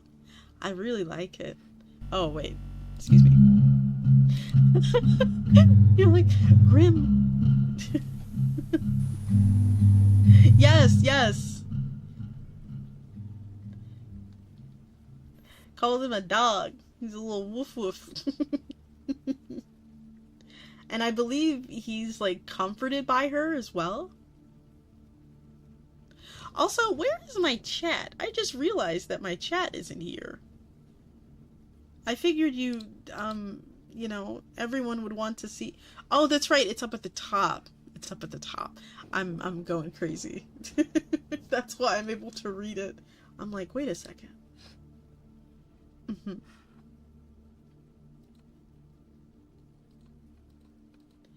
Okay. Let's read some more.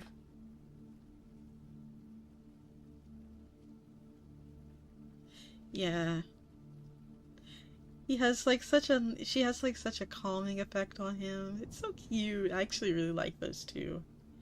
And I believe she likes the color on him. Really cute kid.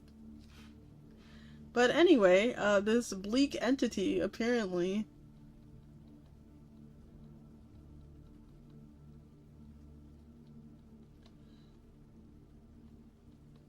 I'm sure these guys stayed behind, idiots. The last of the hand. Bryson took a drag of his cigarette, his eyes glued to the landscape before him. What had once been beautiful Wyoming countryside had been reduced to a barren wasteland. The Foundation knew the people would come here out of hopes to escaping the cities, so they did their best to poison the land in any way they could. What fruit or animals still lingered were tainted, more likely to eat you than be eaten. His mind started to wander back to that day when he felt a soft tap on his shoulder. "Tyler, we got a message." It was Coleman, his second in command and probably one of the last people still alive that called him by his first name. Tossing the cigarette aside, he turned to look at the man for a brief moment. He couldn't recognize him. He looked so haggard. Dark bags hung under his eyes, and a bandage was wound across his forehead. From who?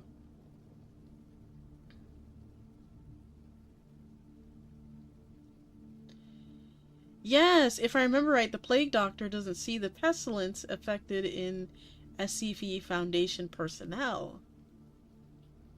So is the entity that pestilence, then?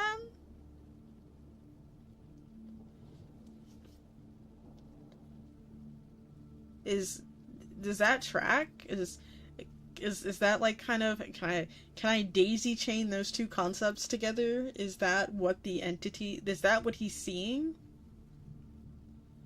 Because that would be a pestilence, technically.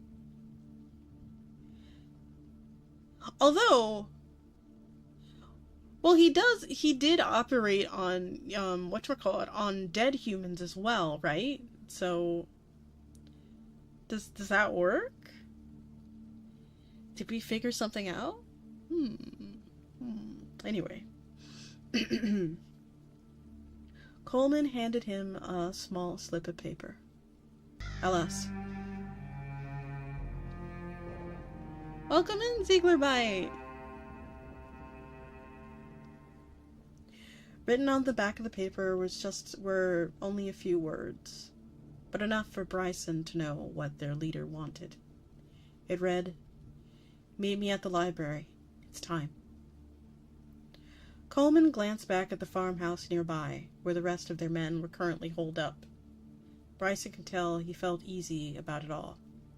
Coleman had this habit of furrowing his brow when he was upset about something. Sure enough, the man asked, Is it really a good idea, leaving like this?" "Oh, thank you. Little sip? Sure, I can have a little sip of something." Ooh.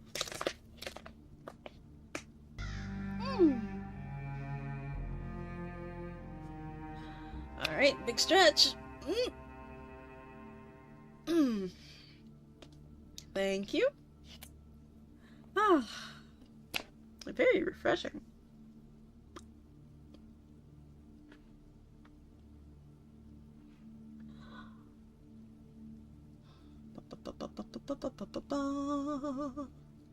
Coleman glanced back at the farmhouse nearby, where the rest of their men were currently holed up. Bryson could tell he felt uneasy about it all. Coleman had a habit of furrowing his brow when he was upset about something. Sure enough, the man asked, "Is it really a good idea, leaving like this?" Bryson rose to his feet, stashing the slip of paper in his pocket. He gave the court side one last glance before turning back towards the farmhouse. "Well, hell if I know. Come on, it's time to move." The way that was located in the farmhouse was fairly easy to open, compared to the other ways they'd found.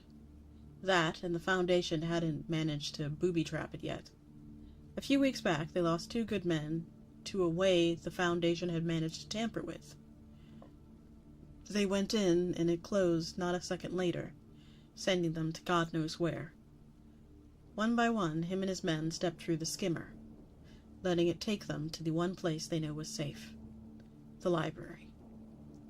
LS had been waiting for them on the other side. Despite being their leader, Bryson never felt comfortable around him or her, whichever, really. Something about their leader had on them nearly made them imperceptible, like staring at someone who was on a distant horizon. "Glad you could make it, Bryson. Good to see that rumor of your squad being wiped out by the hounds was wrong." Bryson gave their head a quick shake before turning his attention towards the others in attendance. Were there always so little people among the ranks? Lost some good men, but talking dogs won't be enough to do us in. Ellis just nodded, and walked past Bryson towards the center of the room. Their voice was suddenly much louder, enough to reach the farthest corners of the area. Ladies and gentlemen, I believe we can start now. You probably know why I've gathered us all here. I'm, of course, speaking of the library disconnecting from our reality. Murmurs and whispers among the people present rise until LS tapped their cane on the wooden floor. I mean for us to join them.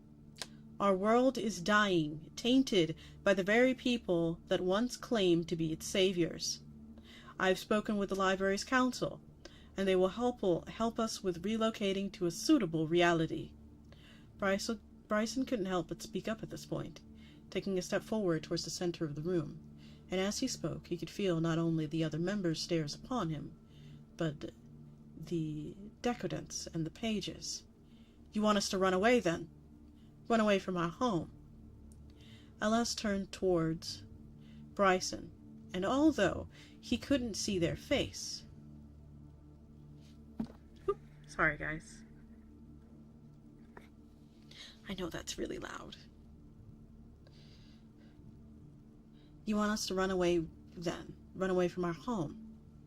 LS turned towards Bryson, and although he couldn't see their face, Bryson didn't doubt that they were frowning.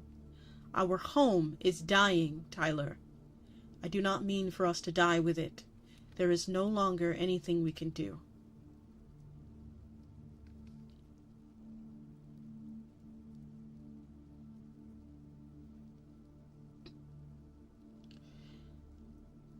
Bryson could feel anger rising from inside him. Was all they have done in the past 7 months been for nothing, then? Had he watched friends, family, and subordinates die for nothing? Then why don't we use the library's power? Is there something they... It is not our duty to interfere with your world's affairs, boomed a voice from the darkness above them. He watched as one of the library's elders, a giant centipede bearing runes all over its expansive body, descended from above. It stopped just short of them, its 100 or so eyes turning towards him. The library is neutral in all conflicts of the Wanderers. I am sorry. Bryson was practically trembling in anger at this point. How could they so easily abandon their world? The place where they had been born. There were countless realities, but this was theirs. I'm not leaving. I'm staying. LS nodded, and replied in a regretful voice. I'm sorry to hear that, my friend. And any of you who wish to stay with him are free to do so. Bryson felt a twinge of fear as he turned to look at them, to look back at his men. They would surely abandon him, would they not? He was on a suicide mission for sure, and here they were being offered a ticket out of the hell that awaited them on the other side of the way. Despite these worries, they all stood with their hands raised, Coleman in the lead. He gave Bryson a smirk and said, We've been with you for this long, Captain. We'll go the rest of the way. And for the first time, since it all had started, he truly felt happy.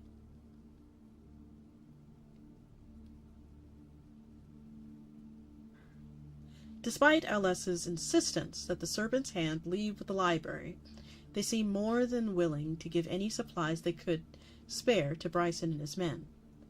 Finally, it came time for them to leave through the way. Everyone was in attendance, including their leader. I suppose there's no chance in you reconsidering. Bryson shook his head, glancing back at his men, who were all waiting for the word to leave. Nah, sorry.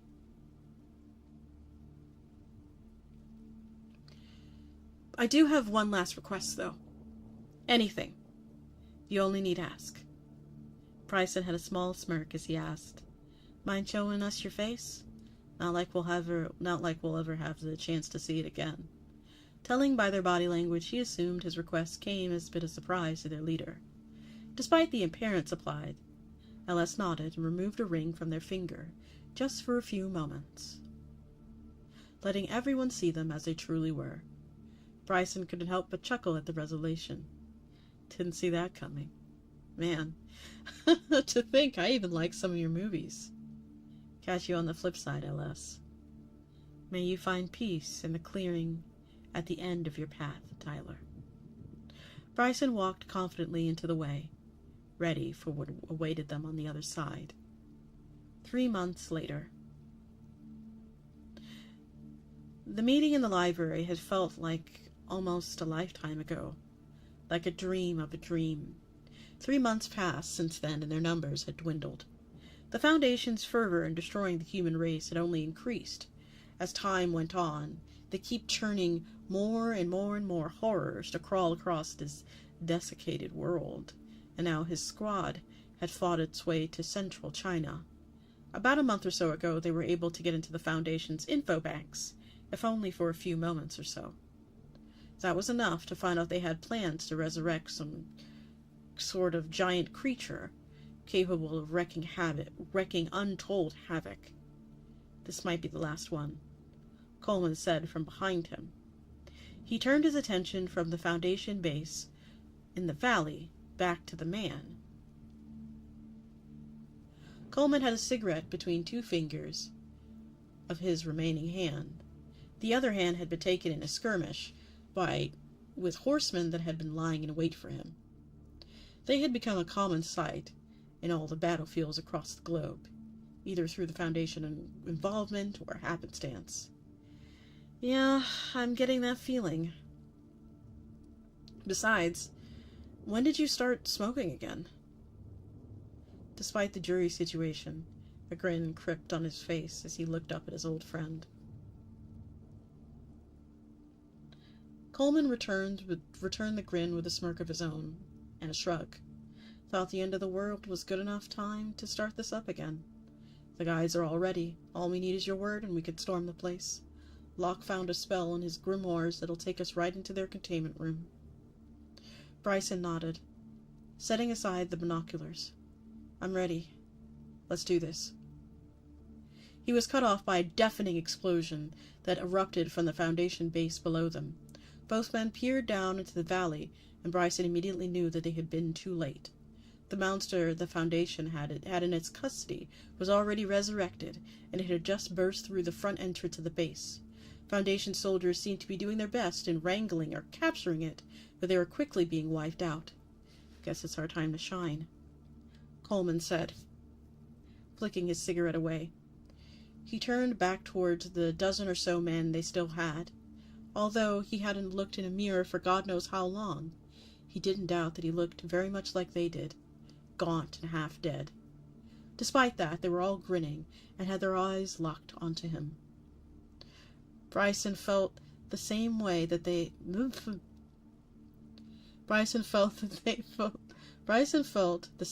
probably did. This was going to be their last battle. One last hurrah for the human fucking race. Never much one for speeches. He just shouted, "Let's give 'em hell, boys." A chorus of cheers and cries sounded off in response.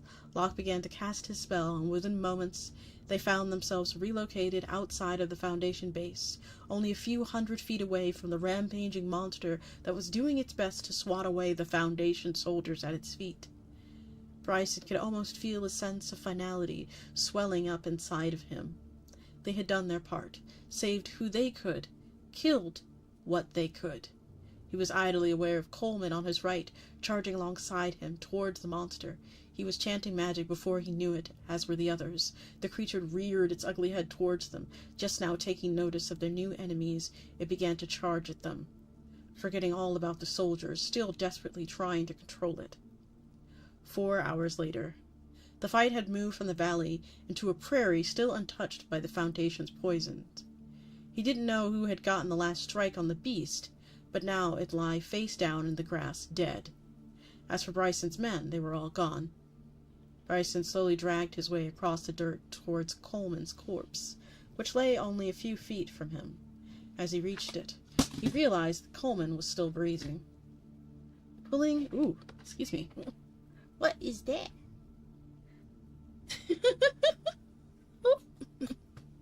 Come here. My mouse decided to die. Hello? Mouse? What mouse are you using? I'm using the red track. Anyway.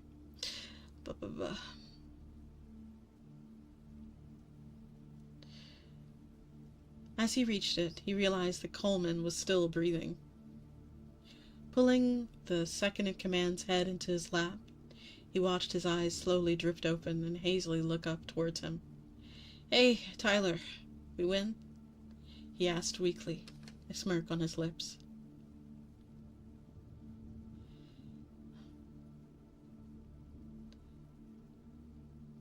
Bryson couldn't help but chuckle, even though it hurted to do so. "Yeah, we got him." Coleman nodded, his hand sliding down towards the sizable hole in his gut. Bryson could see what was left of his innards and quickly turned his attention back to his face. Coleman still had that damn smirk.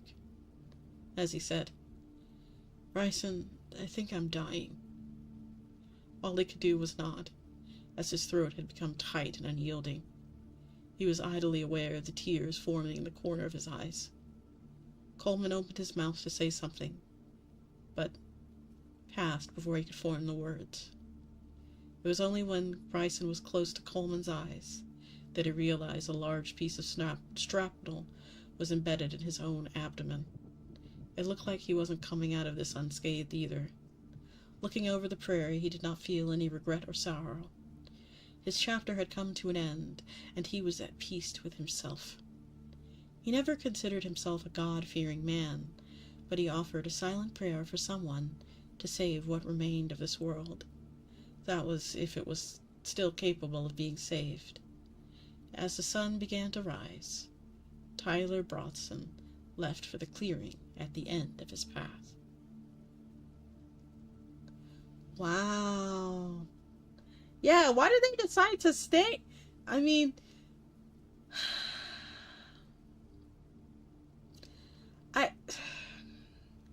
I can't fault them for staying, but I don't think I would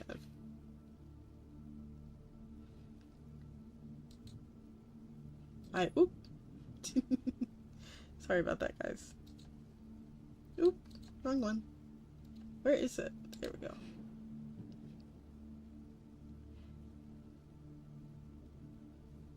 I genuinely can't fault them for staying, but I don't think I would have stayed. A ruby amulet, huh? I don't know. I think I recognize that. Isn't this the guy who's like forever a body snatcher? He's a SCP personnel person that they literally cannot.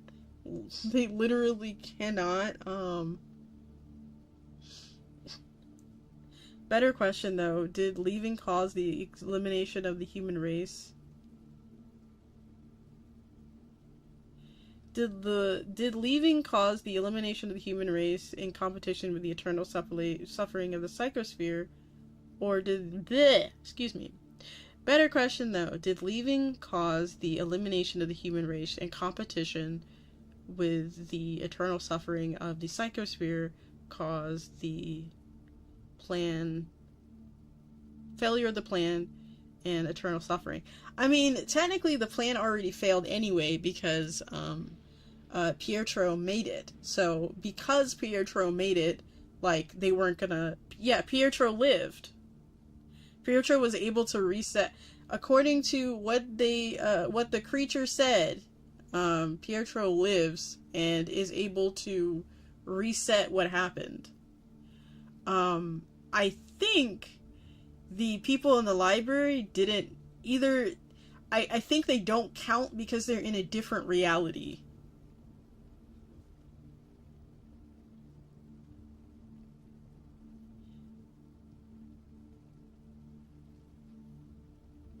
Yeah, he resets everything. Like, he does his job, essentially. He does his job, and the only person that remembers is, the dog. The dog is the only one that remembers. Ain't it always the dog?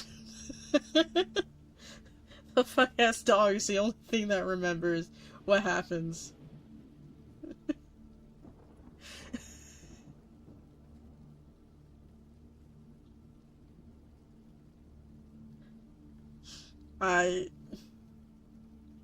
Because that is also 3 minutes and 24 seconds until ads for Twitch.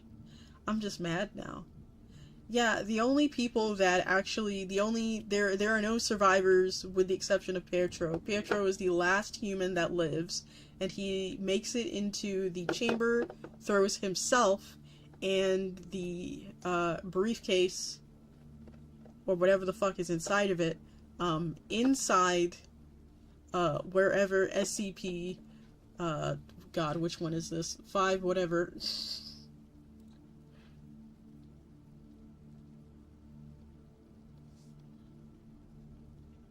Gomena. Yeah. What was the... Well, it gets confusing because he's dead, but the SCP found him and are reading logs from the suit, so it kind of resets the timeline. Right.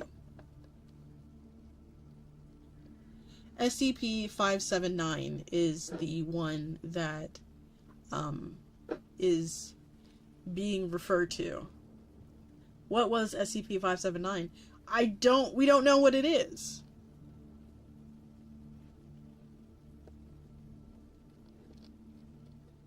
Yeah, we don't know what it is.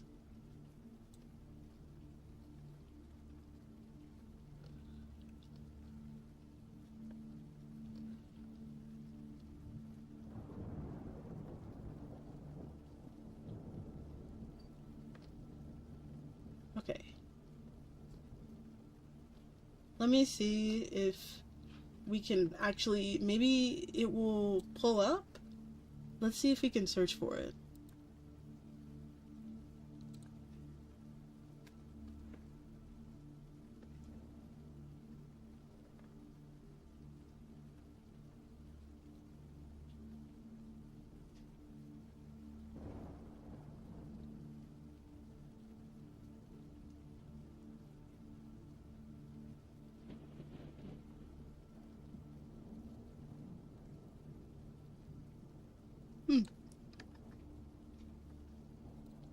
Excuse me.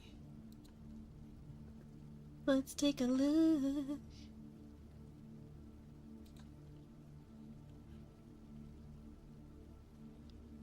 Alright, let's read this, shall we? In a moment, because we only have a minute. Okay.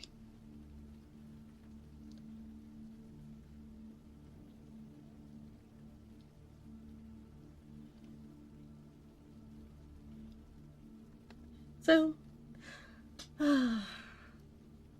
are you all enjoying your, I guess, prelude to Christmas time? I hope you all have gotten your presents ready. If you're getting presents, sometimes, you know, people just, you know, get money or whatever they wanted. I hope you get whatever you want for your Christmas. What I want is for you guys to be happy. Maybe I'll release an emote early, for you guys, as a little, no, you guys already know what your Christmas present is. It's Robo Crow. That's your Christmas present, and I have to put him in all of our scenes, after I draw him, of course. Oh, man. What would be so cool is if I could, find a way to distill that like Psychonaut style and make like a VTuber model out of that. I think that would be fun. So I could have that and my this one, my live 2D model. But I digress. Ooh.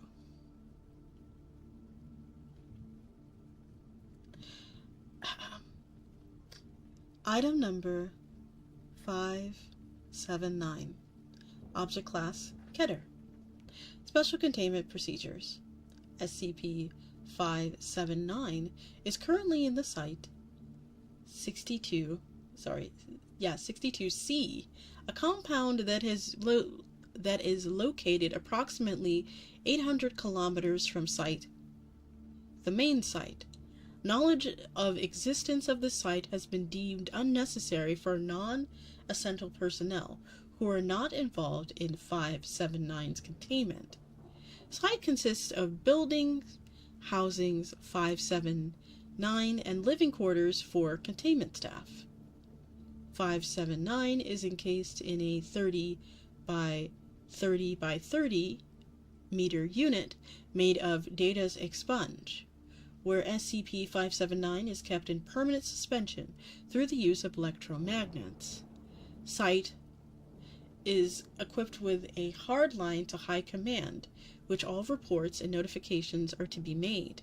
Staff consist of 2 teams, each comprised by Level 17 Level 1 personnel, 3 Level 2 personnel, and 1 Level 4 personnel, which are rotated bi-weekly. All instruments are to be checked each half hour to ensure their continued function. Changes in any measured attribute are to immediately be reported to High Command. Any instrument or electronic device registering 0.2 from its median range or function displaying any errors or lapses in function will result in automatic execution of Action 10 Zerofuturism. Routine reports to High Command are to be made hourly. If a report is not received within 7 minutes of scheduled time, Action 10 Zerofuturism-A is to be executed. Absolutely no action regarding SCP-579, other than those strictly outlined above, is to be taken. Description: the data has been expunged. Oh boy.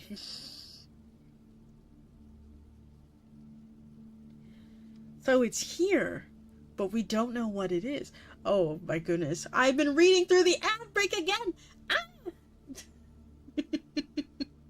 Well, I guess YouTube is the winner today.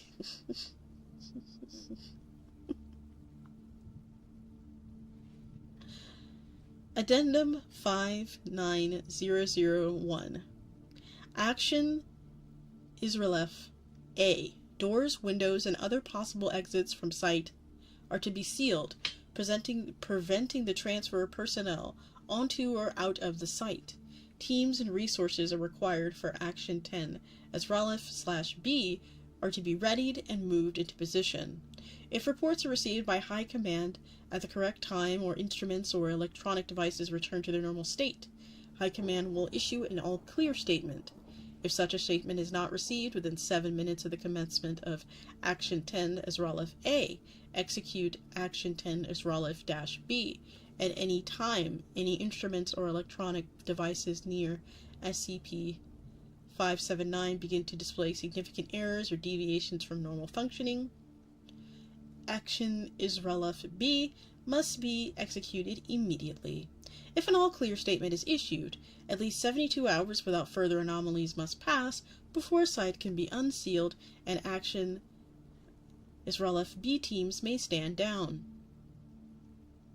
Action Zerofuturism-B, Gateway Site 62. SCP-4 is to be destroyed. This must be done regardless of personnel or facilities remaining within the site, remnants of the gateway, or the gateway itself. If destruction proves impossible, then are to be contained in the same manner of SCP-579. High Command will then issue further instructions.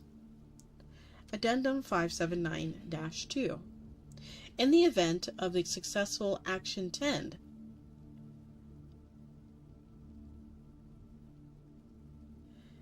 okay, it's a thing that wipes from reality when they know about it, so they can't make too big of a file or study it too much. Oh! So it's literally just a reset button. So when he fell in there, essentially... No. You cannot know about... So, like, you can't know about SCP-00... the SCP-55. You can't know about it. Like, that's not what... You just can't know about what it is. Like, it'll wipe itself from your memory, right? What this one is doing is completely resetting reality entirely. It just resets reality. At what point does it choose to, like, start back up again? Like, status quo, or... Okay, let's keep reading. In the event of a successful Action 10 Israelov-B, all sealed documents regarding SCP-579 are to be released to all personnel involved with the action. Procedures outlined within the documents are to be followed along with contingency plans if necessary. Be aware that even the successful execution of Action 10 Israelov-B estimated places the occurrences of data expunge at 1 year or less. We might have to infer about SCP-004. We can take a look at that after this. Okay, so is it 1 year in the past, I'm assuming? So they go back a year?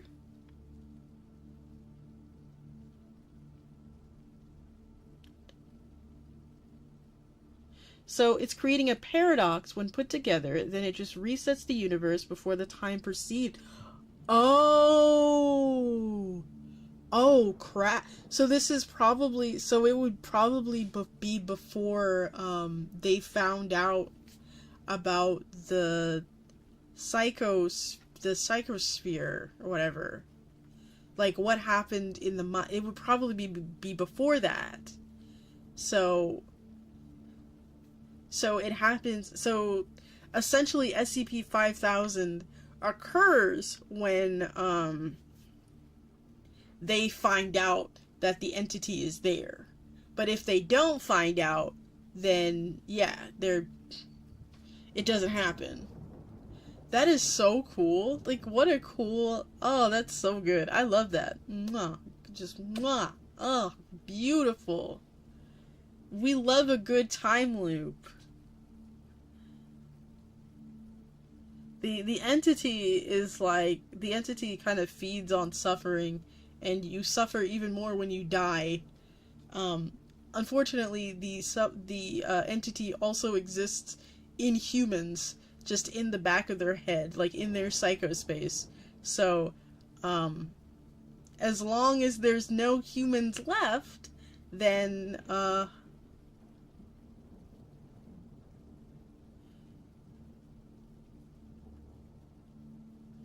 as long as there's no humans left, then it can no longer feed and it will die. Supposedly. And if the entity is exposed to 55, it forgets... No, it'll forget itself. Like, it'll forget... It won't forget itself. It will forget that it knew anything about that particular entity. It doesn't really do anything to its memory, if you will. Like, there's no